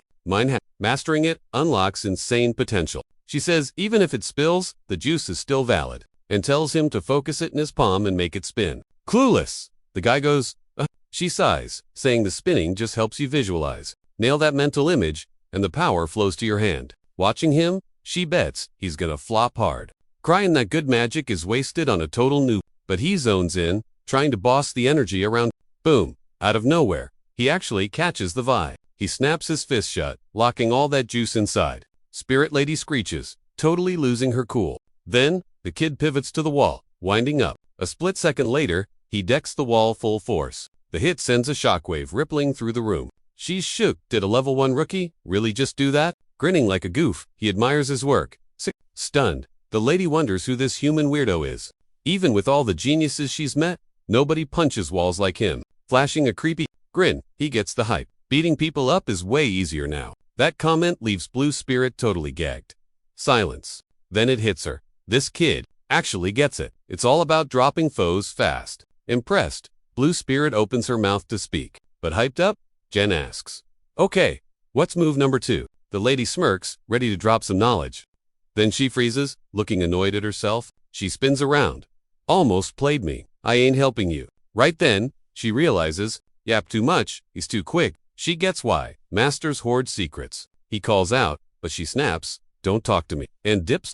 Bumdy can't ask more. He suddenly spots something. He stares at the leftover. Glop on his fingers. Didn't she say it would vanish? He glances her way, biting his lip, scared to ask. He bails on it. She won't talk, plus solo mystery solving is cooler. He gears up to bounce in waves for her to tag along. Cut to a different spot under the night sky. Mrs. Sucks, bodyguard, Hang, is watching like a hawk. She's guarding the massive Phoenix Pavilion. A door creeps open, revealing super creepy wooden statues inside. Beside him, sealed baskets with magic tags line the floor. A giant skeleton-looking statue totally dominates the room. She steps in and eyes the huge carved figure. Walking through, she's like, why is ... this place stuffed with such freaky wooden dolls? She heads to a fire pit in the middle of the hall. She says, bet you know already, since I sent a heads up. Then, she spills the tea. Third son did it. That young master totally wrecked him. The big statue stays quiet, just watching the drama. She offers 300 silver coins as morning money from Mrs. Zook, plus 400 more. If you take the gig, the job, deal with that third son. Dead silence while the shadow dude thinks it over. Bam, the fire dies out. Nothing but smoke left. Phew, it worked. Hang bows and says thanks. She exits the pavilion, mumbling to herself as she walks. Outside, she admits that place is creepy. Only goes for the jobs. Meanwhile, back inside the pavilion. The room stays dark and silent. Inside, Meo-sin's corpse lies there, surrounded by creepy figures. One bangs a staff on the floor. I know what happened. This was 100% a murder. A wooden statue's voice chimes in. Agree. Third son had a yellow spirit. Someone saw a floating maid. Another guesses? Maybe the boy tamed the spirit. Impossible. Someone shouts back immediately. They explain you can't just turn a legendary ghost into a pet. This situation is super dangerous. So, the main figure announces their final verdict. One of you, go handle that mock sword kid and free the spirit. Immediately, one of the masked warriors steps up and takes the mission. Next morning, Gochin wakes up with a massive yawn. Walking down the hall, whining, I wanted to sleep. But nope, chores. He drops the heater. Janang thanks him, guards shook by the manners. Warming his hands, Gochin asks, what's the ... fire, even for... The guy replies, got something to burn. He flashes the secret sword manual, leaving the guy totally shook. Before the guard can even ask how, Jen starts ripping pages like confetti. The kid eats the pages into the flames, making Jachan scream like a baby. While the book cooks, dude just chills, ignoring the panic. Grinning, he pokes the fire. His buddy thinks he's totally nuts. Ji-chan spins around, yelling, what the heck are you doing? Why burn the loot, boss? Everyone wants that. It's valuable. Jen slaps the book cover right onto his face. That's exactly why it had to go. Now I'm the only one with the cheat codes. The other guy is lost. He taps his temple. It's all up here, bro. Smirks. Downloaded the whole thing to my brain. Guard freezes, sweating bullets. Anyway, the kid turned. Got a mission for ya? He tosses the cover. Drop this off to Mrs. Seek and Bro, number 2. Wait, didn't you say everyone wants this thing? Staring at the fire, Jen jokes. I love a happy family. Evil grin. Watching them fight over scraps. It'll be hilarious. The plan scares the living daylights out of him. Elsewhere, Cam thinks. I'm fast. Wake, bed made, dressed, tidies up, checks the daily grind. Just another day in assassin life, disciplined, but I'm quitting this rat race soon. Sipping tea, he plots. Once I'm the henchman for the second son, I'll be an elder. Feels like yesterday he was just a lonely orphan killer. Suddenly, a messenger busts in. Master Ian Pion wants you. ASAP. Cam blinks. Wait, what? He sprints off, cussing the whole way, totally ticked off. Flashback time. How Cho's vanishing act totally freaked him out. Bro to send Cho to spy on the third bro, but he just goes back in the room. Peon yells, you playing me? Fool. Shaking. The guard pleads. No lies here. Something's wrong. Shut it. The boss eats something right at his face. Peon screams. Where's Cho then? You think I'm an idiot? Bruised and alone. He wonders how it all No backup. Desperate. He begs. Give me time. I'll prove it. Master starts to say no, but Cam cuts in. I swear on my right arm. And for a fighter, that's game over. Mac and Palon just stare at the guard. Awkward silence style. Finally, he caves and tells the minion to prove he's not useless. Young master screams. Find Cho in 4 hours or you're toast. Cam puffs up his chest and vows to get it done. Walking off, he realizes his life's been trashed since meeting that faker. While patching himself up, he wonders if the jerk is actually behind this. He swears vengeance and storms off, totally raging. Outside, Cam spots Gun chilling in the yard and does a zero hesitation. He just launches himself and chokes Sin out, screaming, why aren't you watching the fraud? Gochin tries to deny it, but Bossman isn't having it. He demands to know why he bailed, accusing him of helping the faker. While he stammers, Cam spots something tucked in his clothes. He yanks out a book cover. What is this garbage? Gochin panics, yelling, wait, but Cam's already reading the title. Wooden Heart Sword Transformation. Fancy stuff. Holding the book, he gives the guard the ultimate sign. Getting madder by the second, he asks what the heck he's up to. The dude freezes up. Cam instantly starts dragging him across the yard. He hauls him down the hall while other guards just awkwardly watch. At the room, he drop kicks the door open. He tosses Gochin on the floor, right at Zen's feet. The kid looks at the beat-up guard and just says, sup, then adds, welcome to the party, guard Cam. Cam loses it, yelling that seeing the kid's face ruins his day. Jen smirks. Explain what? Cam snaps back. No time for games. Stepping closer, he's like, pretty sure I warned you, buddy. Out of nowhere, Cam dives in and attacks, throwing a super fast punch at the kid. He grabs him, threatening, try anything, and you're dead meat. Jung smiles. Don't recall that part. Cam practically explodes. Cam demands, what did you do with second son's guard? The boy's like, bro, I'm weak. He's a pro. Do the math. Cam nods, but admits yeah, but my gut says, you're shady. Using the confusion, the kid grins. Isn't that the whole point? He asks how a powerless third son could beat a guard. Creepy. Cam gets way more suspicious at the bait. Jen reminds him Cho swore the young master was powerless. Suddenly, the warrior gets it. It was him the whole time. Raging, Cam attacks with a weapon, blaming him for Cho's defeat. Laughing like a villain, the boy, he asks what Mr. Turncoat is gonna do now. Cam realizes this. Faker played everyone and wrecked the other guy. Boom, they clash instantly in a wild smackdown, trading fists till they're both sporting nasty bruises. The impact totally trashes the room. R.I.P. the security deposit. A sec later, they're both gasping for air, totally gassed out, totally fried, Cam glares at the dude, ranting about 3 wasted years. Says he crawled from the gutter, enduring pure hell just to join the clan. Sounds desperate, swearing his whole existence rode on this one gig. Then Cam throws a fit, blaming the kid for wrecking the vibe by deleting the third son and the boss's top minion. So now, he's gotta delete him, and dip, literally 0 other options. He winds up for the fatality, but freezes at the kid's sudden offer. Cam admits that while Cho El is toast, there's a substitute that's just as juicy. He's totally baffled on how the kid managed to snag that thing. Flashing the cover, he reveals his greed, asking if Shang has the full guide. He demands info, thinking that secret manual makes up for the dead guy. Jen plays it cool, ...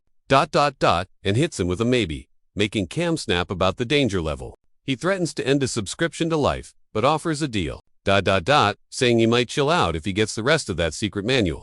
Promises a slow, painful game over if he lies. Hand it over, kid. After a ... dramatic silence, the kid finally caves and agrees to give it up. Cam gets all smug, saying, "Should have done that ages ago, noob." He sticks his hand out and demands the loot be handed over right this second. But instead of passing an item, Jen just grabs the dude's hand. Cam asks what the heck he's doing. The kid says he already delivered it. Grinning like a troll, he reveals the data is stored in his brain. Then the kid adds that there's still one little thing missing. Suddenly, crazy energy starts blasting from both of their hands. Smiling, he thanks the guard while booting up the 8 break arts. A glowing aura wraps around him as he starts the first combo. Using annexation, he drains Cam's MP. Cam freaks out, terrified.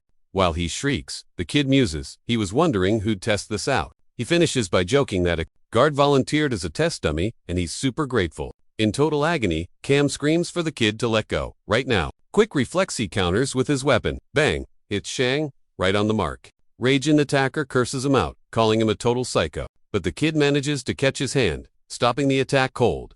To break free, Cam lands a heavy kick, yeeting him across the room. They stare each other down, panting like dogs after that exchange. Cam realizes his hand's energy is gone. Did he seriously absorb it? Jen quips, as expected from a pro, but that wasn't enough juice. Guard glares, knowing he is totally screwed. Smirking like a villain, the kid says he gotta find a fresh way to delete him. Ticked off, Kay asks if cheap tricks are all he's got. Then screams, there is no way a scrub like Jen wins. Roaring, the guard rushes the kid at full speed. He tackles him, dagger ready, but boom monk magic activate. A glowing hand pops out and stops the hit cold. Shookum wonders how he blocked that. And frozen, he screams. What now? Jen grabs the blade, offering a closer look at his trick. Then a scary shadow looms and lunges at the enemy. Terrified Cam freezes as the beast's hand snags him. Kid says he is giving back what was stolen, sending back the energy and the knife. He dashes in and lands a brutal hit. Guard screams. Jen quips that both things are his, anyway. Wrecked, the guard stumbles away from the kid. He hunches over, that wound looking gnarly. Clutching the chest knife, Cam realizes it is a critical hit and he cannot pull it out. Feels dumb. Kid drained him and used weird mojo. Still grinning, looks like he has got a plan. He eyes Jang, who is watching, totally confused. With a smug look, he reveals his secret weapon and remembers the poison he saved for just this mess. Jen just listens and gestures for him to spill it. Gasping, Cam finally goes, let's make a deal. Says if they keep fighting, they both lose big time. Offers cash and the cure, planning to backstab later. Suddenly he spasms, having zero clue what is up. Drops to his knees, totally drained and hurting. Meanwhile, the kid winces watching this train. Confused, Kay realizes something is seriously off. Why is he falling apart while using his energy? Horrified, it clicks. He has been poisoned? Jen notes, the cut wasn't deep, but it stings. As the guy panics, leaning on the window, the kid says it is fine, just got some of his blood on the blade. Grinning, he reveals his blood is straight up toxic. He rattles off the ingredients. The dude fed him saying he ate herbs until his blood turned venom. Teasingly, he asks if the dude finally gets the picture. Jen glares, steps up, and goes, nah, keep your cure. Cam totally flips, realizing he's toast. He smirks, asking why the guy is shaking. Did opening the window cool off that poison fever? Then he drops a little science fact. Chilling out actually buys you time by slowing down the toxin. Out of moves, the dude reaches out, begging like crazy. Freaking out, he pleads for a pass and swears he'll be a loyal, literally groveling to be his servant just to stay alive. Jen just stares at the blubbering mess for a second. Then he says, love the vibe, which totally shocks Cam. Grinning, he adds, with that attitude, we're gonna get along great. Thinking he's safe, the guard starts sobbing tears of joy, thinking he's off the hook. But Jen's like, If only you acted this way from the start. That hits him hard. Total confusion mode. Jen yanks the blade, calling his loyalty fake and temporary. Then he drops the hammer. You're better off, toast? And strikes. Guard drops screaming. Jen pins him down tight. Just the kid looming over the guy on the floor. Finally, Cam goes still. Game over. Fight's done. Jen stands up and sighs. Why Nina's cut stings, and he wasted a fresh outfit for nothing. Grabbing the book cover, he thinks, planned to delete Cam anyway since he knew too much. He glances at Gain, playing possum on the floor. Given a creepy look, he wonders, should I end him too? Nah, that guy keeps his mouth shut. Could be useful. Get up. Jen snaps. The guard jumps up, terrified. The kid spills that he saw him sneaking away to avoid the mess. Grinning, he praises the dude for knowing how to stay quiet. I'm really liking you, man. Clear the area. I'll handle the cleanup myself. Alone now. He gets ready for the weird part. Touches the guy, and a crazy aura glows up. Feels warm energy, but that's useless junk to him. He's looking for that cold, creepy vibe he felt in the basement. That specific death glow from killing someone, still touching the body. He's totally confused. As he sucks it up, the chill hits his core. Wonders if he needs to kill more people to get this boost. Suddenly, a blue spirit lady pops up, watching him. Facing the demon monk, she says. She gets why he lets this kid boss him around. Standing there, she calls the kid a total monster. Gene Yankin tells the guys. Bet Cam wasn't faking. Boz nods, but his guy asks, why so rough, dude? Peong explains. Be nice first, they get cocky fast. He adds, just by being harsh then chill later, can learn his boss, smirk and evil. He says, mean first, makes nice pop. Guard says he gets the vibe, but boss thinks he's faking. Jan swears, he's real, thinking, this guy's next up. Hansan crashes in, screaming, huge drama, alert, wheezing hard. He fights for air to spill the tea. He blurts, Cam tried to off-mock, shocking them all. As Yin asks why, the new guy cuts in. Wait for the twist. He spills at the third. Sun told everyone, N-Pant ordered the hit. Hearing that, he yells the name and smashes the desk. Shook, Jan asks, what? Trash talk. This is asking, where's Cam now? Han says Cam ghosted right after the fight. Raging hard, Yan screams, Mok Young won. Sword out, he vows. He's paying for that lie. Jan steps in, warning that if the young boss acts now, he just proves the guy right. Ipong hates it. Sit here while bro spins lies. Chill the sidekick. Starts pitching a different fix. Let someone else handle the mess, he hints. As boss listens, he says, actually, this is easy. He brings up the crew Cam was with, noting their crazy assassin pride rules. Jun adds, for them, failing is a total no-go. Then he offers to chat them up himself. He reveals they're the big shot flying assassin sect. Stunned, Unpyeol mumbles the scary crew's name. Smiling, he gives the plan a thumbs up. Jen meditates while Gun watches close. He gets annoyed trying to make a core like the book said. Tries to focus power, but it just fizzles out. Another flop? He wonders why his chi keeps vanishing. Clueless, he calls Gon, who answers fast. Jen starts explaining. He's trying to build his core is acting, up ki keeps dispersing. He asks his bro, why? Gochin, internally, cringes. This kid is such a clueless nip. Went from zero to hero. Circulating ki overnight. Scared of a smackdown, he flips the script and asks to check the glitch. Then he breaks it down. Gonna inject his own ki to see why the energy's acting sus. He steps behind him, like don't mind me, just focus on the flow. Jen shuts his eyes, breathes deep, and fresh power starts bubbling. Guard pumps the ki in, and Jen's energy goes totally ballistic. Guy can't believe what he's sensing. Realizing, this is bad news. He sees the kid's flow is buttery smooth, like a pro taught him. Now, he's wondering, he's looking at a legit martial arts prodigy. Suddenly, a creepy, icy vibe radiates from Jen. It blasts him back hard. Jen's like, yo, you feel that too? He begs Ji-chan to keep it real. Is it impossible to form a core? Guy's like, yeah, nope. Guard explains he felt something weird, an alien near the core, but no clue what it was. Jen figures the eyes vibe is the issue. Gotta quit fighting now. Gochin thinks that blast was the total opposite of normal flow. Hearing that specific word, the kid asks what he means by opposite. Gar panics, saying it's just a guess. But Jen's stuck on it. Normal ki is hot, death ki is cold. The guy's right, so he announces he's gonna spin his ki backwards. Ji-chan is totally shook. Dude screams, stop, you'll brick your energy flow. Before he can shut his mouth, Wave slams him, leaving him wrecked and silent. Ignoring him, Blue Spirit pops up, yelling quiet. Smirkin', she calls him an idiot who'll die testing. Dumb idea. She explains that while she can't hurt him directly, their deal is void if he offs himself. She tells the monk, "We'll be free early, boys." Swears once he croaks, she shred his soul personally. Meanwhile, cut 2, Blessing Flower Hall. A mystery girl meets Mrs. Sook says she's New Moon, a shaman from Phoenix Pavilion. Mrs. Sook's weirded out. Top shaman dies. They send a team. She asks why the heck she dragged Master Mayo's corpse along. New Moon says Mayo's body is bait to track the killer. Stunned, the hostess realizes if Mayo was her student, New Moon is a... Before starting, the girls like one thing first, and Mrs. Sick asks, "What's the tea?" New Moon says third son is toast. Mrs. smiles a little.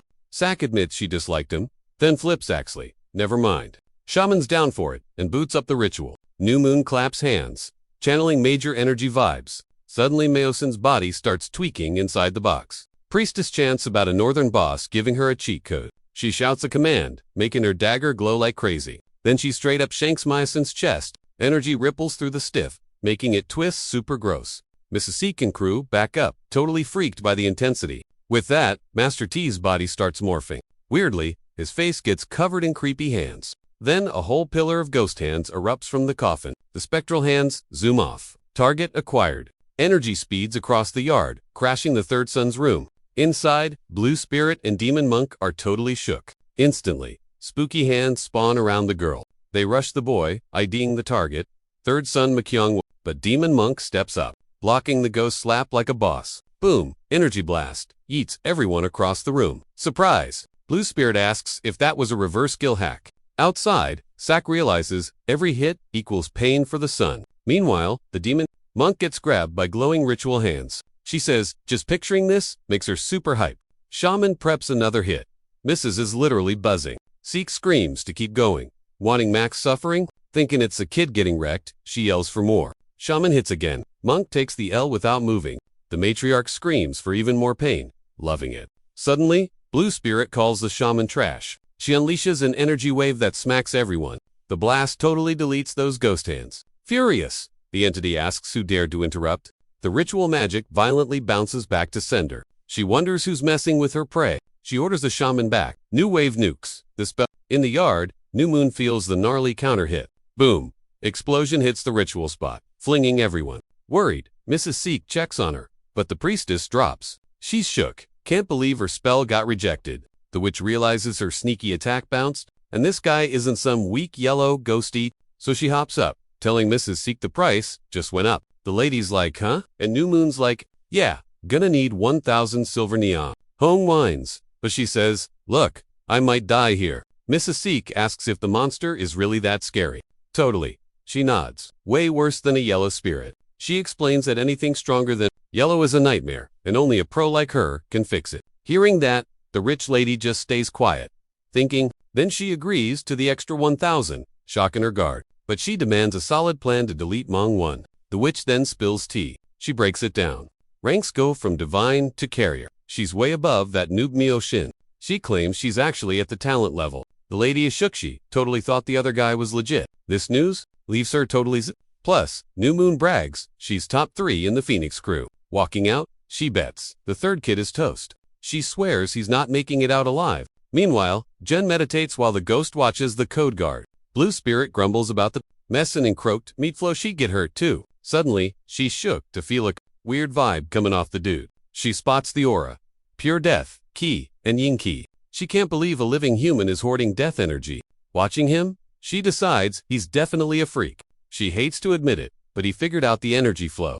Staring at him, she admits. He's actually getting kinda interesting. Jen opens his peepers, checks his hand. Theoria confirmed. Grinning, he says, reversing the flow, stop the leak. Confused, the ghost gets close and asks, yo, you sure you're alive? She wonders how a breather can suck up death energy. Jen asks, shouldn't I? But gets cut off. Then, he finally sees the room is trashed, and the spirit snarks that he's a bit slow. Jen asks why Gar is out cold, but she shrugs it off. Suddenly, the demon monk stands up, glaring at her. As he gets close, the ghost voice yells, you dummy! Then she goes psycho on him, yelling she thought they were teammates. She brags about saving him from a reverse kill, leaving him totally lost. Right then, a creepy vibe hits from outside, freaking everyone out. Even the ghost girl is shook by this new baddie. He asks, what's that? And she's just like, you got problems. He's clueless. Suddenly, black goo starts oozing under the door. Thinking who'd want that pet? Jung asks what the heck it is. She explains it's some mountain spirit thingy. She names it the mountain-piercing hoof beast. As the mob charges, while she's yapping, Ghost says these wild spirits are chime. Morio? Hated for wrecking stuff. She adds that one of them is that hoof beast dude. Just then, the shaman shows up with a tiny ghost on her shoulder. New Girl says the sky thing is a bird-snake hybrid summoning chaos bugs. So, New Moon just quietly watches the spirit fly overhead. Seeing the bugs, she says shamans ain't exactly BF, says they dance near death, but she won't cry for her dead student. But she admits it's real gross seeing a familiar face wrecked by an evil ghost. She strolls the yard while insects buzz all around. She calls out the target. Third son, Mok Jungin. Up high, the beast seems to hear her call. She tells Mek Young 1. Be ghost food. Jen watches the bug army attack. Inside, the guard git is still snoozing hard, clueless about the doom. Kid slaps him awake, yelling get up. Man, dude wakes, sees bugs, flips out. Kid warns, dangerous, squash, and then he yells, ouch, as a bug takes a bite. He checks his hand, sees marks, asks, what gives? Jen says, just touching M4A. Second hurts. Use your energy shield. Bro. Panic mode. Bugs are tiny, but there's a zillion ready to eat. So, the ghost thing asks plan, cause you're looking like bug ch. Jen's just like, yeah, it pretty much looks that way. He begs for help. She's like, why? Aren't I supposed to be your pet? Then the figure goes, I'll help if I get your bot. He says, no way, we die together then. Meanwhile, Gochin yells like crazy, cause there's way too many bugs. Ghost cuts in, wanna bet, leaving him curious. She turns, grinning, totally down to make a bet. Ghost Girl's deal. If I almost croak, I lose the bet, and she steals my bot. But if I survive, she vows to actually be helpful for once. Bro listens close, waiting for the rest of her pitch. She promises that if he escapes this mess, she's got his back forever. He gets sassy, telling her she'll better not flake on that promise. Blue Spirit puffs smoke, eyeing him like game on. Jen smirks, squishes a bug, and warns his ghost pal to stay legit. Meanwhile, Guin is freaking out over the creepy crawlies on the bed. He spots more critters and screams, asking what the plan is. Jen orders him to find fuel so they can torch the place. Dude is shook. He claims a lantern fire will toast every single one of those bugs. Guard whines it's too far, but Jen cuts him off. Ready to move? He sticks his hand out, doing his magic grabby thing. Whoosh!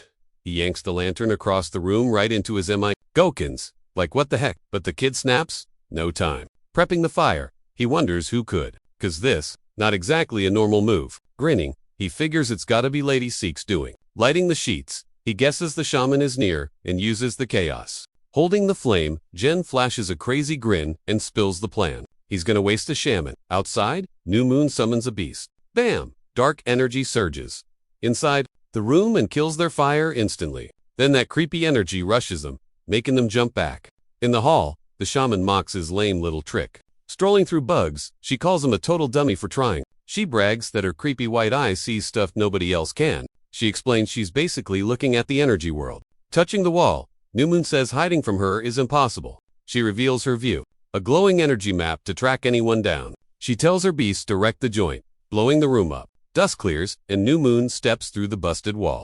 Jen just looks at her and sarcastically says, nice to meet ya. She stares, clueless that he's linked to a ghost by energy. While she's shocked, he tells his ghost to lend a hand so he can write a warding spell. Shaman chants, fasten blasts, the ghost with a heavy attack. She stomps on it, saying resistance is totally futile. Guard preps a knife, but she warns him she sees everything. He doesn't care, and lunges at her with the blade anyway. Shaman girl whips out a charm and calls down a massive lightning zap. Screaming a spell, she blasts him and sends the paper charm to bite him.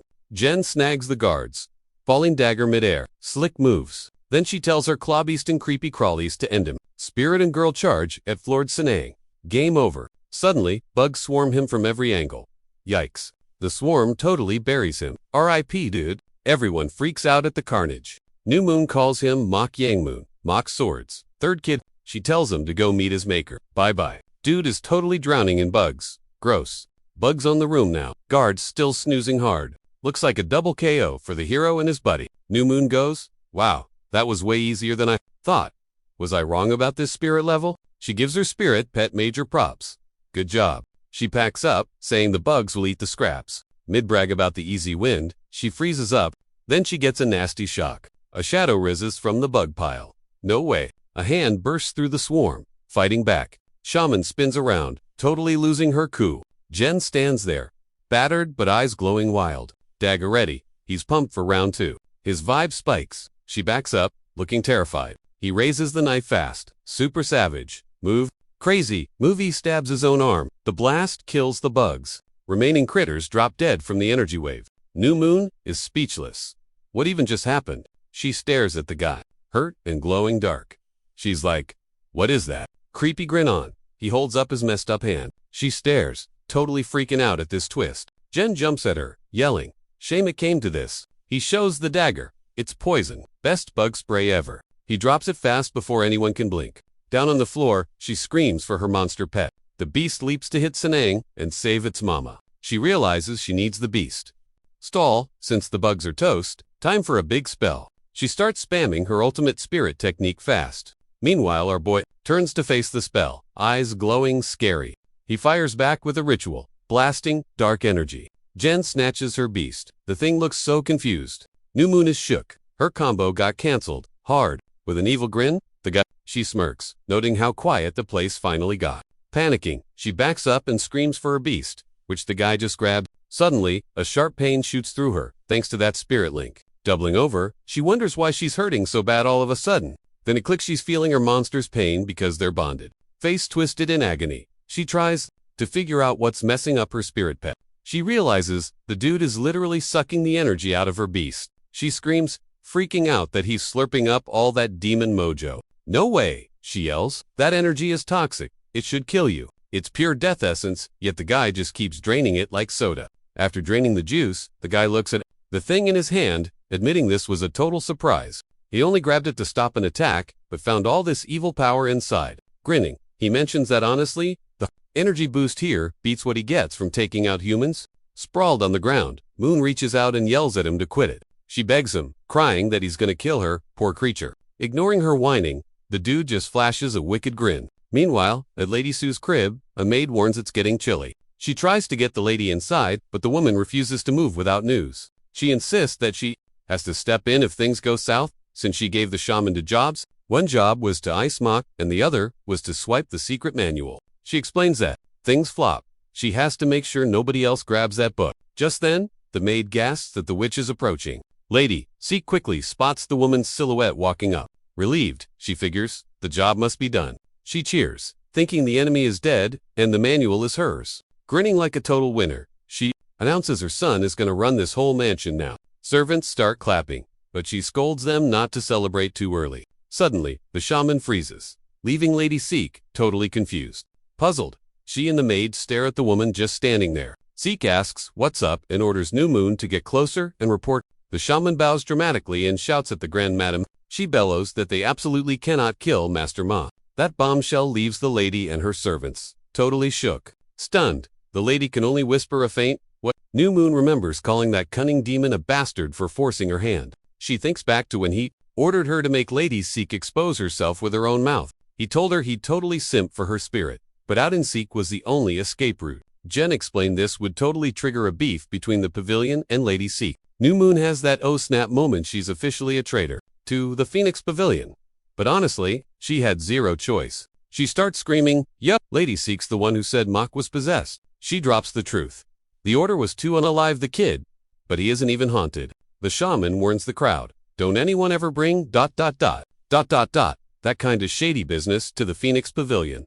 Again, screams everywhere. People whisper, does Lady Seek seriously want her 3rd kid dead? Suddenly, an order from the outer hallmaster booms out, go to the flower hall and arrest Lady Seek. Stat, her maids totally freak out. Ma'am, the martial arts guys are coming for you. Lady Seek's face is twisted and ugly, just repeating Makyong like a broken record. While everyone is losing their minds over the drama at the flower hall, the shaman quietly ghosts the scene. Jen pops up on the balcony, asking, so, you followed my plan perfectly, right? He shows off the tiny creature in his hand, squirming and totally drained of juice, ignoring the chaos. In the background, New Moon's like, yeah, obviously.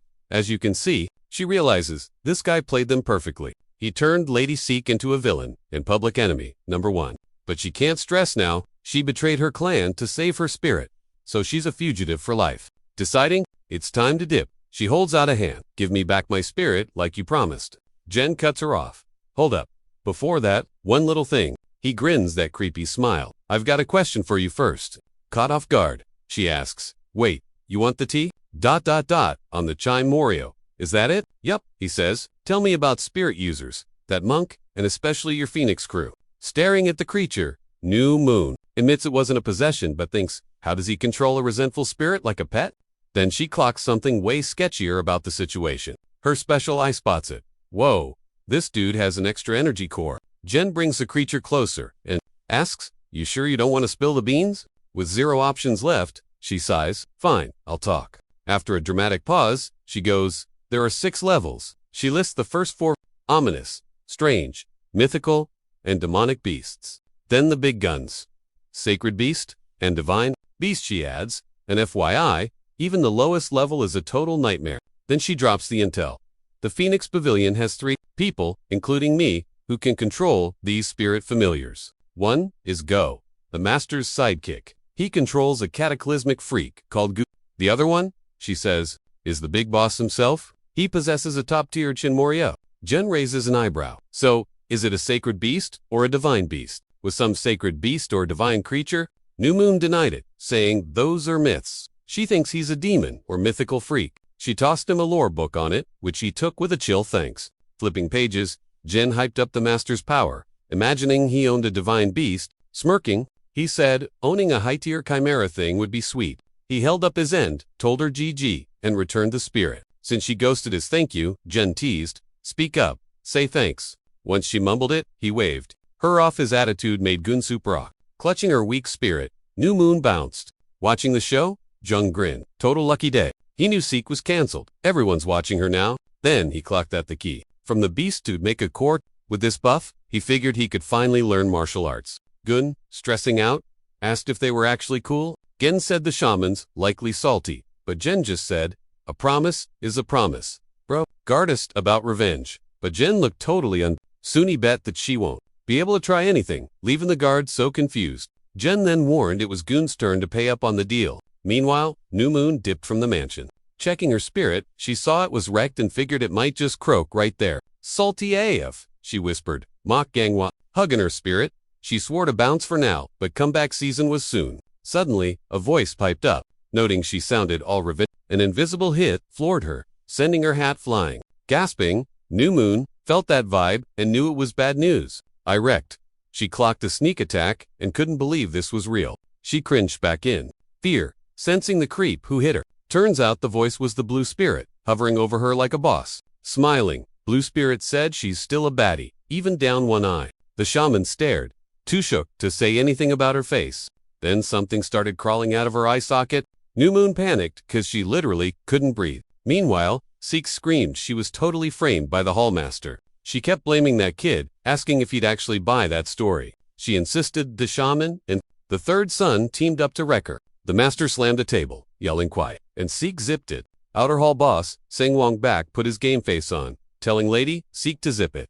Again. Then he's all like, yo, what's the deal with drama in the meds hall? She blames it on some no-go zone trespassing. Sang Wong Bak pulls up to the scene again, grilling her like, you straight up tried to off the big boss, didn't ya? Lady Seek loses it, screeching the hallmaster's name like a banshee. She shoots him the wildest death glare for even suggesting it. But the boss stays stone. Zero reaction to her drama. He's like, can't slide on this? We're investigating, so don't make it weird. Seek zips it. Literally, has no comeback. He promises to keep it 100 and play fair though, checking every single receipt. Then he drops the bomb. He's a-ditting her, the second son, and the third kid too. Yup, nobody is safe. Even the third son is getting roasted. Night hits the crib, and the vibes get super awkward and quiet. Back in his room, the hallmaster is overthinking everything. He's puzzled why everyone is beefing with the third kid so hard. Like, power plays happen, sure, but ... why target the guy who's already benched? Make it make sense. He starts thinking there's some secret tea he's missing here. Thinking back to the interrogation, it hits him. That kid was acting sus. He used to be such a cocky brat. At first, he thought the kid was just shook from almost dying. But nah, his gut is telling him, ... this whole setup is something ain't right. So he decides to go Sherlock Holmes mode and handle it personally. Meanwhile, Jen's meditating with the creepy monk, watching Gokun's out cold. Out of nowhere, the blue spirit spawns and she just pops up, totally spooking the monk. Now fully visible, She's like, yo, what is even going on here? She checks out the boy and admits he's actually looking kind of fresh. She didn't think he could tank that much energy from the beast. She remembers thinking his crazy plan, to make a core out of death energy was wild. But hey, it might work. Still, she starts spotting a few red flags. She leans in close, thinking he looks decent, until Bami opens his eyes. Jen's startled by her being all in his face. He asks what she's doing. She panics, spins around, and yells, nothing. Jen smirks, teasing her, like, you sure about that? She freezes, totally caught lacking, no words. Cringe levels maxed, she screams at him to quit playing and focus on his key. She starts regretting this whole bet. And grumbles Sachin really flopped on this one. Jen suddenly remembers he needs to fact-check his new energy core. Blue Spirit goes full hater, doubting he made a core. In just one day. She tells him to keep grinding. Then Jen flexes the core and asks, isn't this exactly what you ordered? Her jaw hits the floor. She just stares, like, what is that? She calls Cap and asks to take a peek. The kid gives the green light instantly. Spirit Girl's like, okay, I'm gonna stick my hand on your core, just to fingertips. Though, brace yourself. But the second she taps the spot, things get weird. Totally lost. Jen asks, what are you doing? Blue Ghost says she's blocked. He asks, why the glitch? She yells, how should I know? Clearly, annoyed, and tells the demon monk, you try. Tough guy. They inspect Jen. Any clues? She asks. Jen shrugs. Nope, clueless. She starts thinking, maybe it's 'cause I'm a familiar now. She goes quiet, brainstorming. Gochin just keeps snoozing. To check, she tries the exact same. Move on, the napping guard. Works fine. So, not her fault. Seeing Gochin, flip out Blue's like, dude, drama queen much. Moment she confirms. Glitch isn't her. Jen asks, any other hacks to check the core? Giving him the side eye. She goes, actually, yeah. Jen and the monk stare, waiting for her to spill the tea. But boom, a voice outside cuts the chat short. Young boss awake. It's Sangwok, Outer Hall Chief. Jen thinks it's super weird that this guy wants a late night chat. Dude's a mock sword legend, serving the fam for 2 generations. Since he's got insane clout with the elders, even Mrs. Seek can't touch him. Being the mansion's top dog, saying, Wongbak walks in. Knew you were up, he says. He asks what Jen wants. Jen starts. Hold up, let me speak. Guy cuts him off, apologizing, owning the mess up despite his guards being there. Jen's like it's chill, but the boss keeps saying sorry. Smiling, the kid waves a hand. Seriously, I'm good, saying Wongbak. Eyes, Jen, looking super sus. He steps closer. Mind if I check you out? Jen just stares. Not getting the vibe check at all. Suddenly, Sang laughs. Glad to hear it, while scanning his energy. Then he asks, where's that dagger I gave everyone when the boss passed out? After an awkward pause, Sang asks, you lose it or something? Jen's like, nah, kept it in the drawer. Master relaxes. Sang smiles. I'd be bummed if it was gone. They both laugh. But the kid cuts him off to chat about the dagger instead. The master just waves a hand, basically telling him to keep talking. Grinning like a fox, Jen claims his memory's totally blank on that gift. Sang's like, gotcha. Never gave ya that dagger, bruh. Jen dodges the hit like a pro ninja before Sang connects. Sang then lists the kids to big goop. First off, the real rich kid gets cocky when peeps bow down.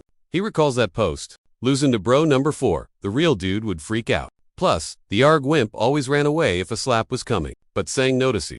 This guy stood his ground. Totally fearless. Boom. Master LC blocked his energy points. Freeze. He demands the faker spill where the real kid is hiding. Frozen stiff, Jung starts tipping over. But wait, he catches himself last to see. Crowd goes wild. Confused Sang is like, huh. Jen grins creepy and calls his ghost pal. Suddenly, a spectral hand stabs Sang. He howls big time. In agony, he's wondering where his heart went. Ghost pops up behind. Teasing, he's asking for a death wish. With Sang stuck, Jen high-fives the blue. Ghost gal, saying she's totally wicked. She gets it. Life and death vibes clashed. Breaking the spell, she confirms that this human actually grew a power core. Rare. Blue Ghost thinks it's wild. He resists pokes with 0 mana. She asks his plan since his cover is totally blown. Jen admits he didn't see this bust coming. Then Jen smirks, hatching a fresh scheme. He tells Demon Monk to possess Sang Blue. Spirits like, you're evil. Clueless. Sang Wongbak asks who he's chatting with and what's up with possess. Sang starts twitching hard as the ghost takes the wheel. He's freaking out, cause this clone ignores nerve strikes. Totally owned by the demonic monk, Sang asks, who are you really? Chill, smile. I'm the 3rd young master, obviously. Next AM. Sun's up, over mock sword crib. Gochin wakes up, walks out, feels weird vibes. Bed was trashed, but now the mean guards are super nice. Shockingly. 1. Guard says hi and that the boss is waiting. Confused, gun mumbles. Brain buffering hard. Door opens. He jumps back, totally shook. Inside, Sang's chillin' with Jen, who says sup. Kid dismisses the boss, who just nods and dips. Sang bows to Gan on the way out. Gan is baffled. He stares as Sang exits. Then Jen invites him for grub, saying his timing is actually perfect. Ji-chan stammers, totally freak-out mode, but Jen just says, sit, details later. So, he plops down, sweating bullets while Jen drops a, I need a huge favor, bomb. Mid-chew, the kid asks Ji-chan to teach him the clan's basic fighting moves. Ji-chan literally chokes on his food, completely speechless. Flashback to the big showdown from the night before. In that memory, he's training hard but looking super confused. Nothing's clicking, even though he followed the cheat sheet perfectly. Watching him fail, the blue ghost points out that he's trying to run before he can walk. She says it's top-tier gear, and he's like, wait, isn't that good? She calls him a moron, saying you can't go pro without the ABC. The spirit explains that this skill is for breaking limits. Once you're already good, she breaks down how the move cuts waste, but it's trash if your basics are 0. Jen finally gets the picture, that he's stuck until he masters the fundamentals. Back to reality, Ji-chan asks if he wants the throne. Jen's like, no. When asked why, Jen shrugs, saying it seems handy. The guard notes the style is worth, even when warned that, knowing it is risky, Jen swears secrecy, stressing Ji-san out. Ji-chan sighs. I can't teach you. Jen asks, why not? He admits he's clueless since those moves are family-only VIP stuff. The guard says it's locked to the bloodline. No surname, no training. Hearing that, Jen clocks that the only pros around are his own brothers. Ji-chan confirms, it's just the big boss and the young masters. Just them? The kid asks. Yep, just them, says Ji.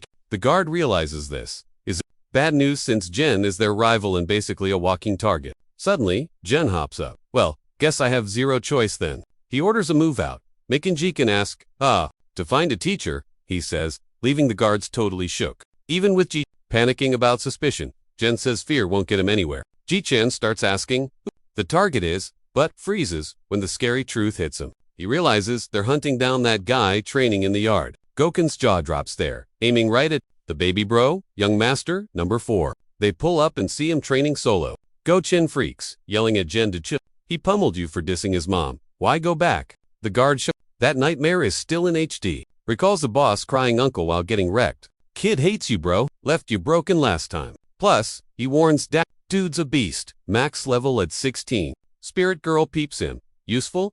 Jen. You see it? She goes, rare. Insane aura. Total genius. I'd train him, then she warns. Careful, sun's out. My juice is low. Go-chin bails, but Jen's already walking in. Bro pauses his workout. Sensing vibes, boom, face 2. Face with Jen's shadow right there. Fighter kid goes battle mode instantly. Jen grins, dragging scared Guchin. Kid ain't chill. Scram or get wrecked again. He freezes. Mind blown. Wait, he asks how, as Jen flashes the secret manual. Jen smirks. Don't want this. Bro doubts it. Jen, check it. Kid grabs it fast, snatching it. He flips pages, totally stunned. It's legit. The master's leveling guide. But looking closer, he spots missing stuff. Where's the rest? Jen taps his brain. Mad, he asks. Where'd you get this? Who cares? I got it. That matters. Bro screams. Why are you here? You wanna be boss and crush my dreams? Fed up, he yells. Get out. Jen drops it. Big misunderstanding. Bro, I'm here to deal. I don't want the throne. Shocked, the kid goes. What? Jen grins. You really think I want the gig? Just as Jen asks, a fist flies at his face. Then, bam, kid punches him across the room. Gochin peeps the drama and screams his lungs out for the boss. Fist glowing. The kid goes, you seriously think I'd buy that junk? Looks like big bro totally blanked on ... Double quotes ... The drama 2 years back, let me jog your memory. Glaring hard, he swears he'll make sure Jen never tries him again. Floored, Jen just brushes the dirt off his mug. Bruised up, but grinning like a total creep. No way he compares to that black sword dude. Thinking about pros, like Guardcam or the hall boss. Now he gets why Gochin was losing it. Bro's power is nuts. Dude's a legit beast. But on the floor, he admits his reaction. ... Lag big time. Can training even make me that He chills out. Okay, bro hits like a truck. Fourth bro parrots him. Totally missing the praise. Skipping the shade, Jen goes, makes sense, you don't trust me. Bro yanks his collar. You got that right? I ain't buying a single word you spit out. Smirking, Jen sighs. For real, that's a bummer. Then he drops a bomb. I'll just hand. ... That secret guide to seek. Or bro, number 2. That ticks him off. Kid winds up to smack him. Gripping his arm, Jen teases. Think those two will let you chill? Remember, Dad liked you best for the throne. Fuming. The 4th... ... Kid yells. You're threatening me. Jen goes ice cold. My life's on the line. Sounds like one, huh? Kid freezes. Jaw dropped. Something smells fishy. Helis go. Who are you? Really? Eyes locked. He asks if this is the real Manga. Goken's shaking in his boots back there. Jen scoffs. Who else would I be? Genius? Huh? Bra asks. Jen snaps. You act like you know my whole vibe. Bro as if I don't know you. I beat you 2 years ago. You've been running scared ever since. Jen cuts in. Okay, what else you got? He gets in his face. What do you actually... ... No, besides, we're half-brothers in that fight 2 years back. Do you know what I'm into? What I... ... think, or why I passed on being the boss. 4th bro clenches up to yell, then chokes. He blows up. You treat me like some low-class bastard. Why come find me? ... To deal. Why not the perfect brothers who ignored you? Chill, the kid goes. Simple reason. Dude. 'Cause Lil Bro is the GOAT, obviously. Dude froze. Shook. Say what? He just stood there, trying to process the hype. Flashback to everyone roasting him for his roots. Total outcast vibes. Super loner mode. He just thinks about the endless grind, craving some clout. Then it hits him. The hype man he needed is right here. Thought he'd catch hate for the drama 2 years back. Staring up, he wonders if he needs a glow-up too. Sighs. Chills out. Says he's down for Chan's. Surprise. Faces Chong like, okay, spill the tea on the deal. Smirking, the kid nods and lists his demands. Sons, up at the crib. Deal's finally done.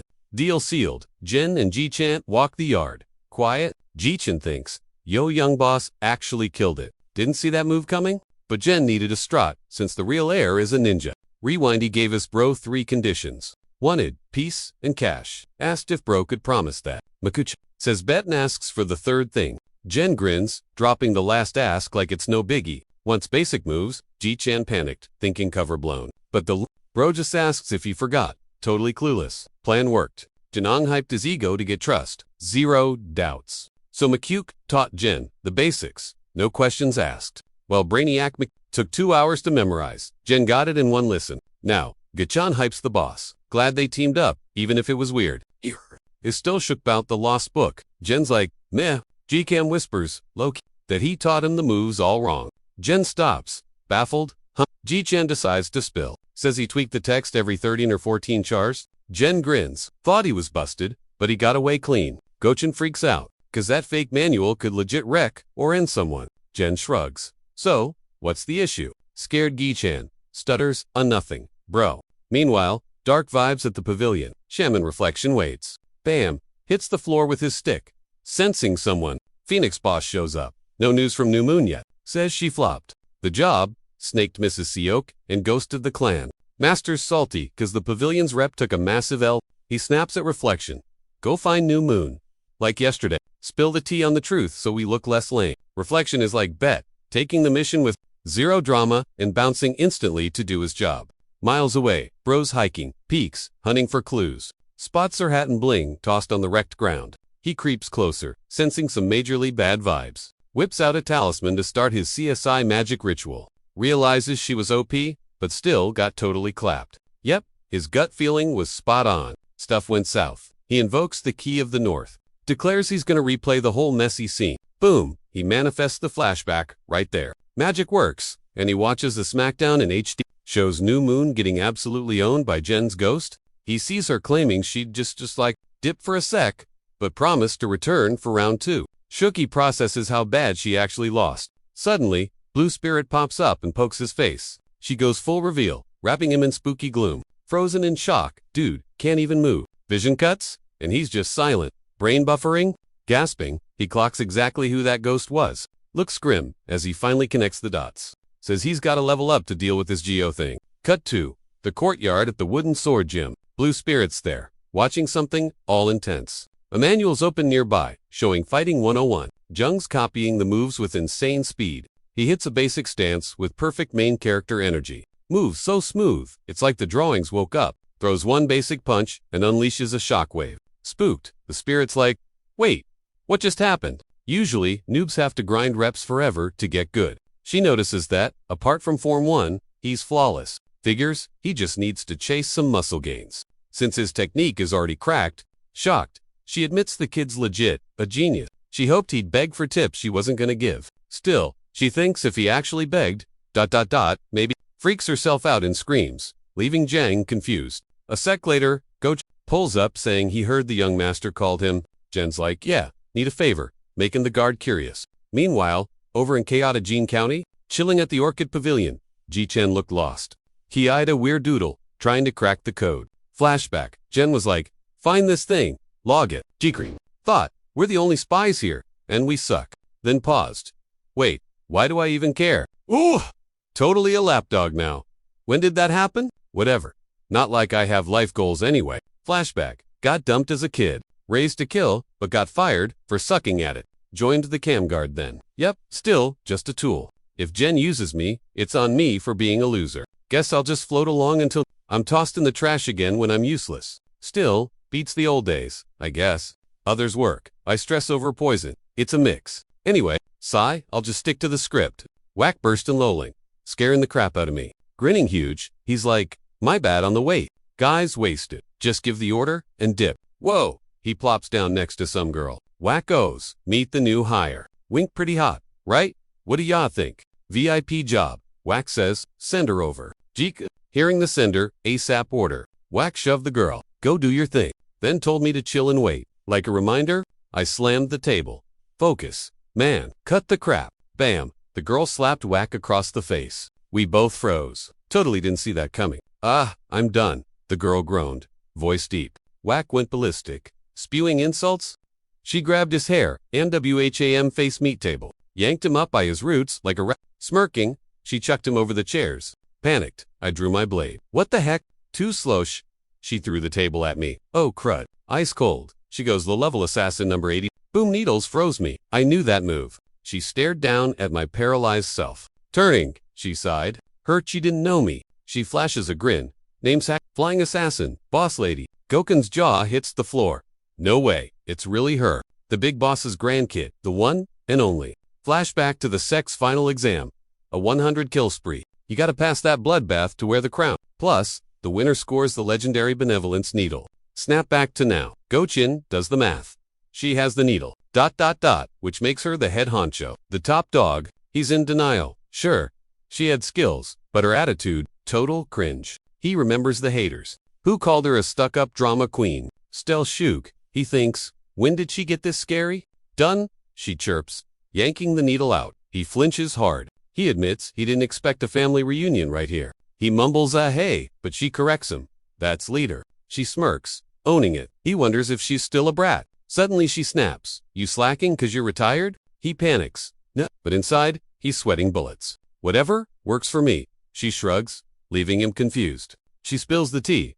She was camping for the first son, but Dragon Gochin along works too. She's got intel on Assassin Hearing that number, instant goosebumps for the guard. Turns out, the cam guard totally flopped the mission. Gochin just freezes. Zipna. She's mad, he vanished. Rule number 1, don't choke. Then she drops the real bomb. She's here to snag the third son's head. By any means necessary. Gochin is officially terrified. Cut to Sword Hall, giving sunset aesthetic. Ghost Girl watches Jung grind his XP tirelessly. Finally she snaps. Yo, how long you gonna go at this? He pauses.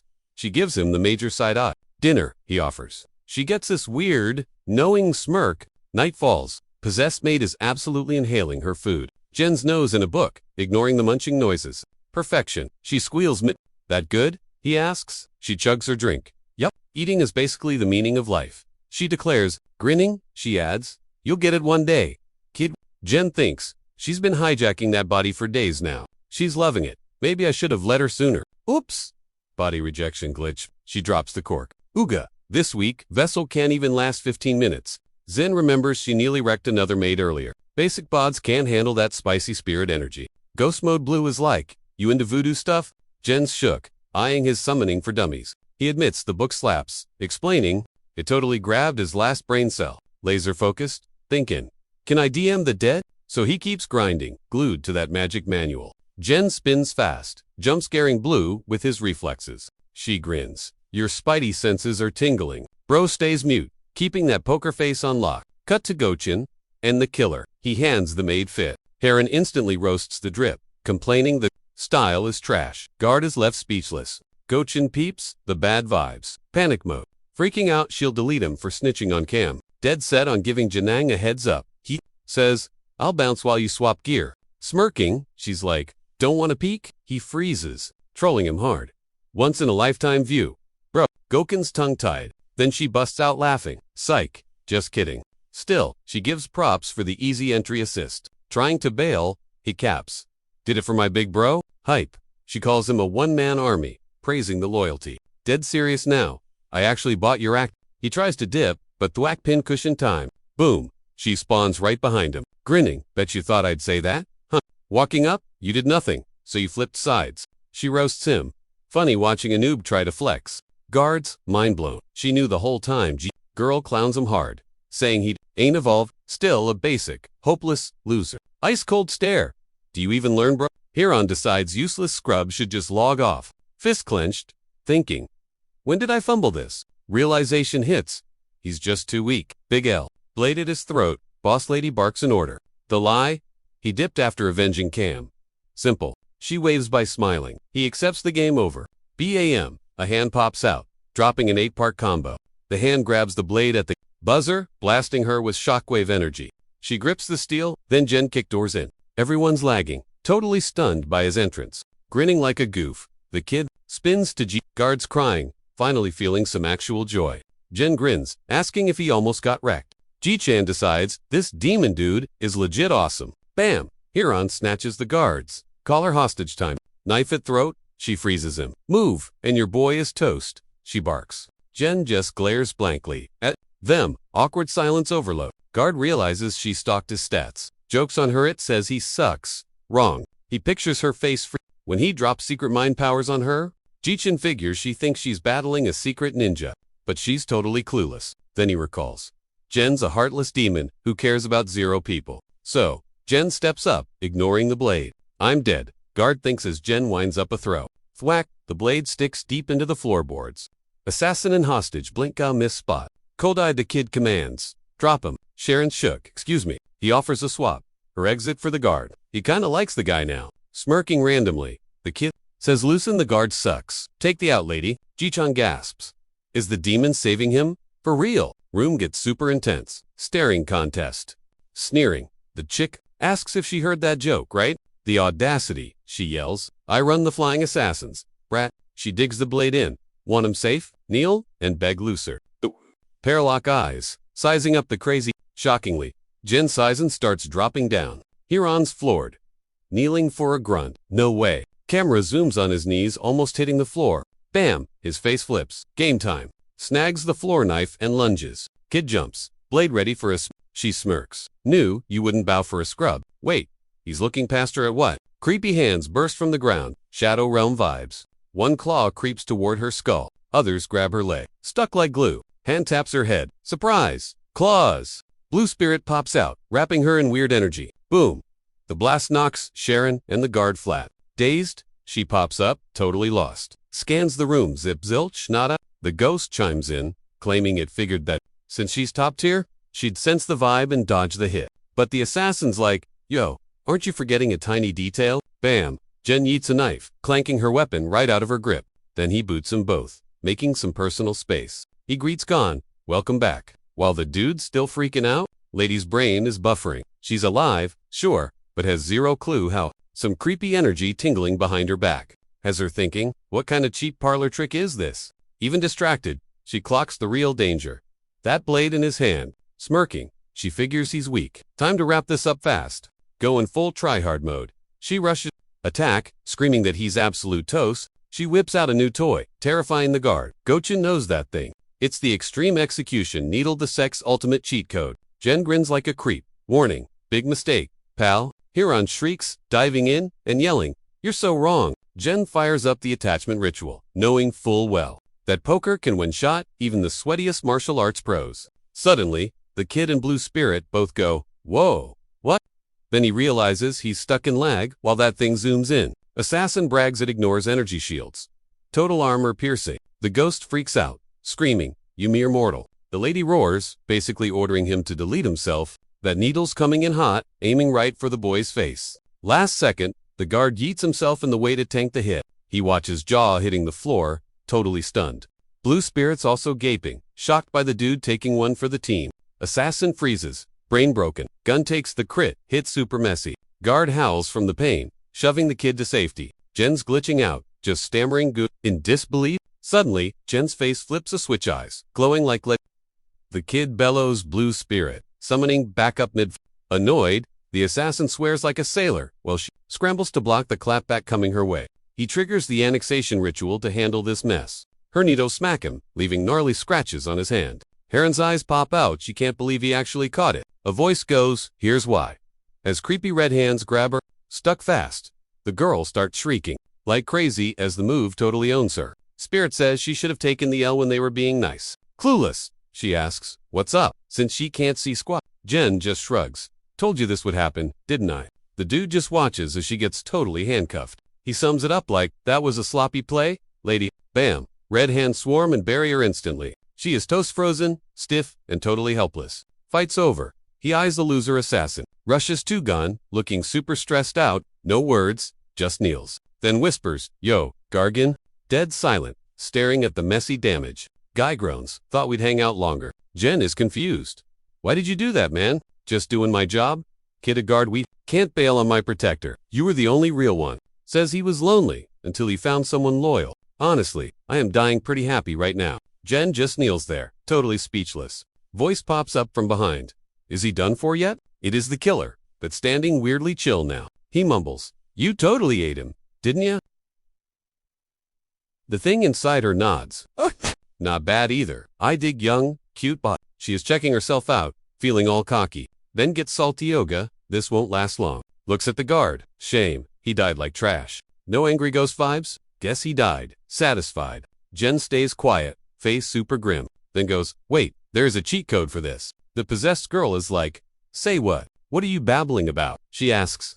Angry ghosts need hate or heavy death vibes. Jen adds, "And my core is pure death juice. So I can totally hijack the process." Claims he can go stiffy him with his death key. She doubts it, but he starts the ritual anyway. Hands up, chanting some mystical holy stuff. Keeps praying, asking for that spiritual boost. Let this prove my crazy mental skills. Flash, his chest starts glowing, super bright. Light pulses with creepy underworld energy. Jen orders, "Spirit, get out here. Now." Pop, a little energy ball floats right up. She is shook. Wait, did that actually work? Then it clicks. Whoa, you used your key. You brought him back as a spirit pet, basically. It is weak though, no body. It will poof soon. He just hits her with a casual The ghost agrees they need a shell, but asks, "Where are we gonna snag a ride?" She cuts herself off, clocking the kid's wild plan instantly.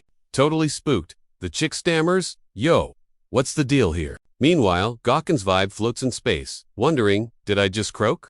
He feels his juice running out, hating how powerless he is right now. Dude asks himself why he even bothered trying so hard. Then he hears his name and thinks, "Hey, dying ain't so bad."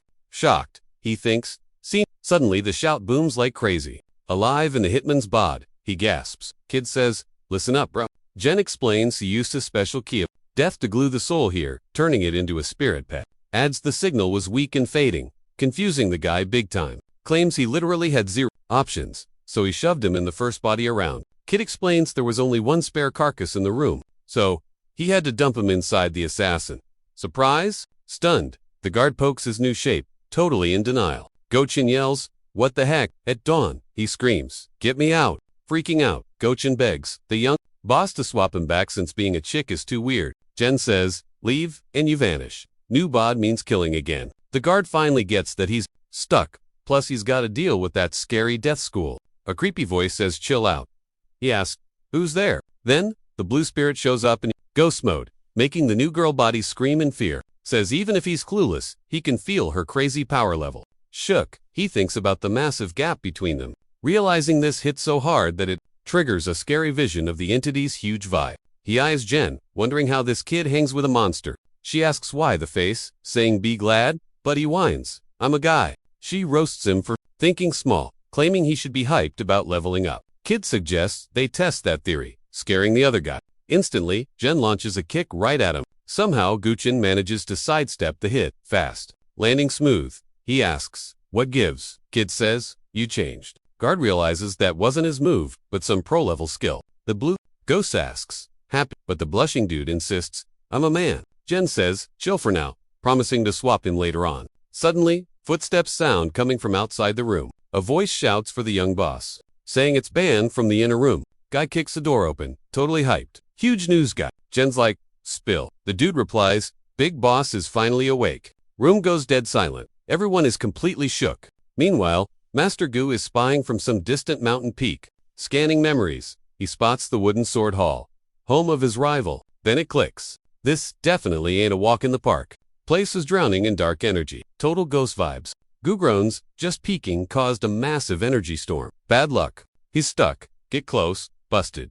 But wait, what's that? Gu pops a special skill to zoom in, peeping the courtyard drama from miles away. Guard tells Ho to bounce. Ho's like, "Bro, I ain't drunk." Guard sighs, then drops the info. "Dude, all the young masters are meeting. Dad's awake." Spy sees this and thinks, "Jackpot. The whole squad's gathering. Perfect timing. This is his chance to strike." He'll send his minion to distract the blue spirit. Gotta split him up since the kid's visiting the master. The plan? Jump Jang, when he's solo and totally helpless. Guard snaps the kid out of his daydream. "Young master? My bad." Jen says, "Just hyped about the news." Inside, he's fuming. "Great. Dad waking up ruins my training grind." Guard adds another detail. "Boss wants all sons." There. Kid nods. "All right, let's roll." Looking back, he tells the escort, "Clean up this mess." "K." Spirit girl blinks at the order, but nods. Chong dips out. The second, the kid steps outside, ... Heading to see Pops. The blue spirit ghosts right behind him. Alone? Now go Chinsai's. Finally, major relief. Staring at his old body, he cringes. Cleaning up his own corpse. Brutal. How'd he get stuck in this body? In Uga, two huge problems. Now, face turns tomato red, just thinking about the awkwardness. Checks the coast. Nobody looking. Time to change. Can't wear those robes. Needs a uniform. Stat. Totally missed the blue spirit watching him, grinning like a troll. Spins around Anga. She's standing right there. He freaks. "I want to die." Then remembers. "Wait, I'm already dead." Outside, Jen asks, "Yo, where were you?" "Just watching some idiot." She smirks. Suddenly, the kid freezes. Familiar face ahead. Machu Kayan sprints over, yelling his name. He survived. Spirit laughs. She notices his skin looks kinda weird. ... But hey, at least the fake moves didn't fry his brain. Jen tries to say hi, but the guy cuts him off. "Zip it." Fourth bro whispers, looking super sus. "You tried the cheat code?" She, "Don't talk, just nod." Boy grins like sup, while Ghosty calls him pathetic. Makukian starts grilling him. Like, "Bro, why aren't you fried? You tried it too." Rich kid salty. Can't believe his brain is slower. While Spirit thinks about how messed up this is, she spots a creeper incoming. Invaders here. Jen's totally lost. She smirks. "Guys got guts. Who crashes my ghost party uninvited?" Jen clicks. "Oh.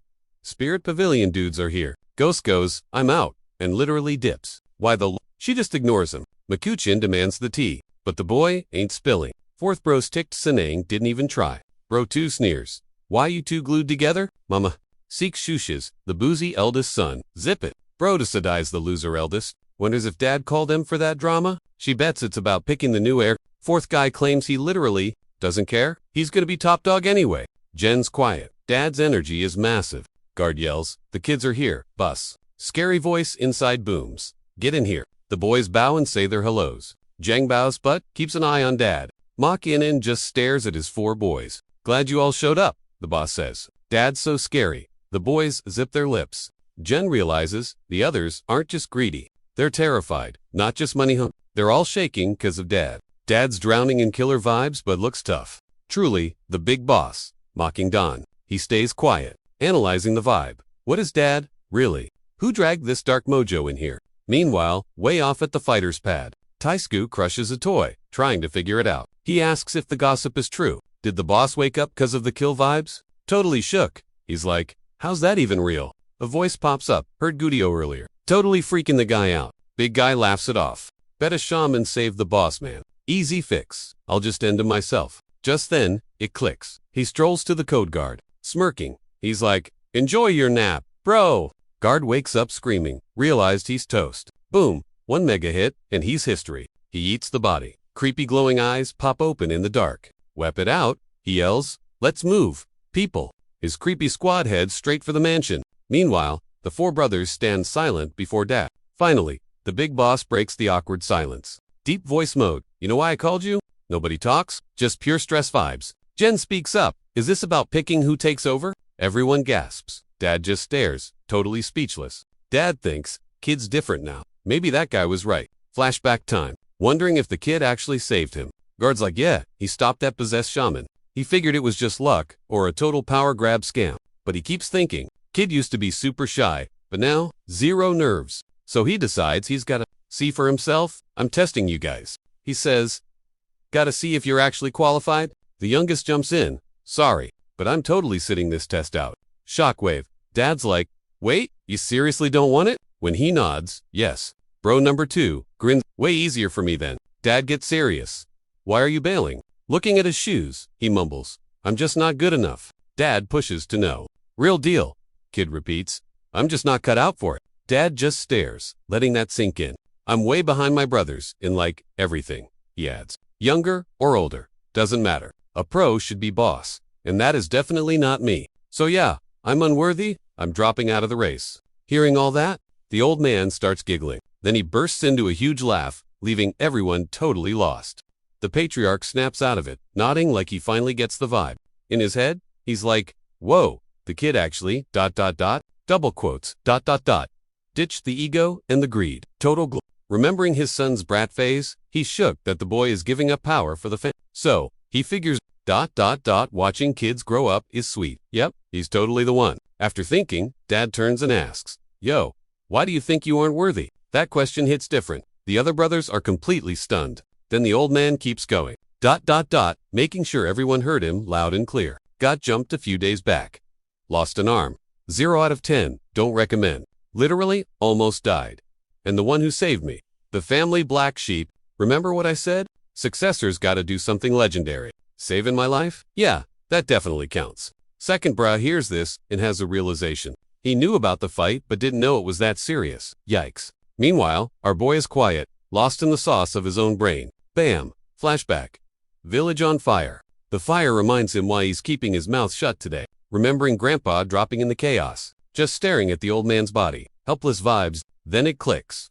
The Hallmaster is rocking the exact same mark. Same creeping symbol found on Gramps. Note, remembers it glowing on his chest right after he cried. Plus, it matched the one on that unconscious look-alike. And finally, the same mark was branded on his own chest during the fight. Seeing that burning mark connects every single dot, a creepy smile creeps up.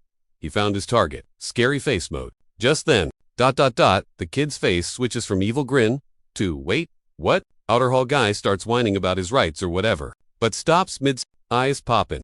The patriarch yells, what is going on out there? Minion bursts in. Boss, we got a situation. Behind him, a guard gets wrecked by a killer with glowing eyes. Outside is pure chaos. Screams, confirm it. We're being raided. Captain yells at the squad to hold the line until the boss shows up. Masked assassin is moving mad fast. Deleting anyone who tries to stop him. Big sword guy looks at the boaties like they're trash. Disrespectful. Turns to the gate and announces, this door is weak. One swing of his giant sword. Boom. Gate destroyed. Walks over the mess and barks. Starts searching. He glares, sealing the deal and yelling at M2, hunt that thing down. In the dark, a shaman's ghostly reflection watches the raid, totally silent. Amid the mess, the ghost dude is like, what is actually going on? The mystic dude realizes it with this chaos. Taking out Manguin like he planned is basically a no. Casting a seal, he tells himself, chill. Nobody sees me in this getup. But suddenly, he gets frozen. By some guy, shocked to see, it's another magic user messing with him. The attacker orders his spirit eye to smash that spell to bits. Boom! The disguise breaks, and now he's totally busted. Snatching his collar. The other dude stares him down, asking, you the one behind this? Choking him out. The guy accuses him of trying to hit the boss. He tries to defend himself like it's a mistake, but the guy already clocked him. Ice cold. The killer asks why he'd mess with the assassin pavilion. Hearing that name, the shaman gets silence for good. Game over. Just then, the raid leader turns to the killer, asks, what's up, and just gets deleted instantly. Still, the OPP commander says, find the loot first, and the other nods, clutching a charm. Up on the roof, the boss watches the wreck. furious at their nerve. Next, he loudly dares anyone entering his crib, warning him to prep for death. Screaming a war cry, he jumps in, hyping his sons to fight back. Using the total mess, young Janang decides to do his own thing and bail. He figures in this craze, nobody's gonna miss one guy vanishing. But remembering that chest mark on the hallmaster makes him pause. He wonders if he should help out, since he never got to ask his questions. Yet, suddenly, dark vibes glow in his hand as he feels someone near. Behind him, a killer jumps from the dark, sword ready to slice. Without looking, the kid catches the blade, shocking the attacker. Guess he was right, the enemy drops, wrecked by that weird energy. Nearby, everyone's scrapping for their lives amid the screaming. Jen just looks at the body and the house getting eaten by fire. Finally, he thinks about the sweet satisfaction he feels from all this despair and loss. Checking his hand, he knows it's the pure key of death. Smirking, he says the place is buzzing and wants to soak it all up. But then he realizes, it's too risky to cycle his Kai in a spot like this right now. Suddenly, Gochin sprints over, panicking, asking if he's good. Gasping, she says she was just changing when these weirdos busted in. He totally ghosted her logic, just saying her timing was fire. He squats, begging for cover to charge his Kai real quick. You can't do that, he interrupted by a sneak attack. Gochin had to suck it up and tank the hit for the kid. Zen mode on, he knew the vibes were flowing, right? He felt the death vibes from all those L's were pure emo. Absorbing it, he thought it was double the beast loot. Smirking, he realized the juice was actually triple strength. Fighting the mob, she winned. Where's Spooky Girl at? Right when she zipped it, she spun and froze. Sang Wang was back. Hoping hard, Gochin recalled that. The kid had another summon. Demonic monk, help, she pled. Confused by the lag, she whispered, demonic monk. Her face went totally dark, and unreadable, scoping the scene. A smirk hit when she sized up the interesting monk. The killer eyed him, charging up mid-war. The nerve. Meanwhile, Gochin went full defense, knowing she couldn't beat him. Shaking, her gut screamed, this dude was insanely OP. Beeping the drama, the boss grinned. This is getting spicy. That's a wrap. Smash like and sub if you dug it. Catch ya later. Bye.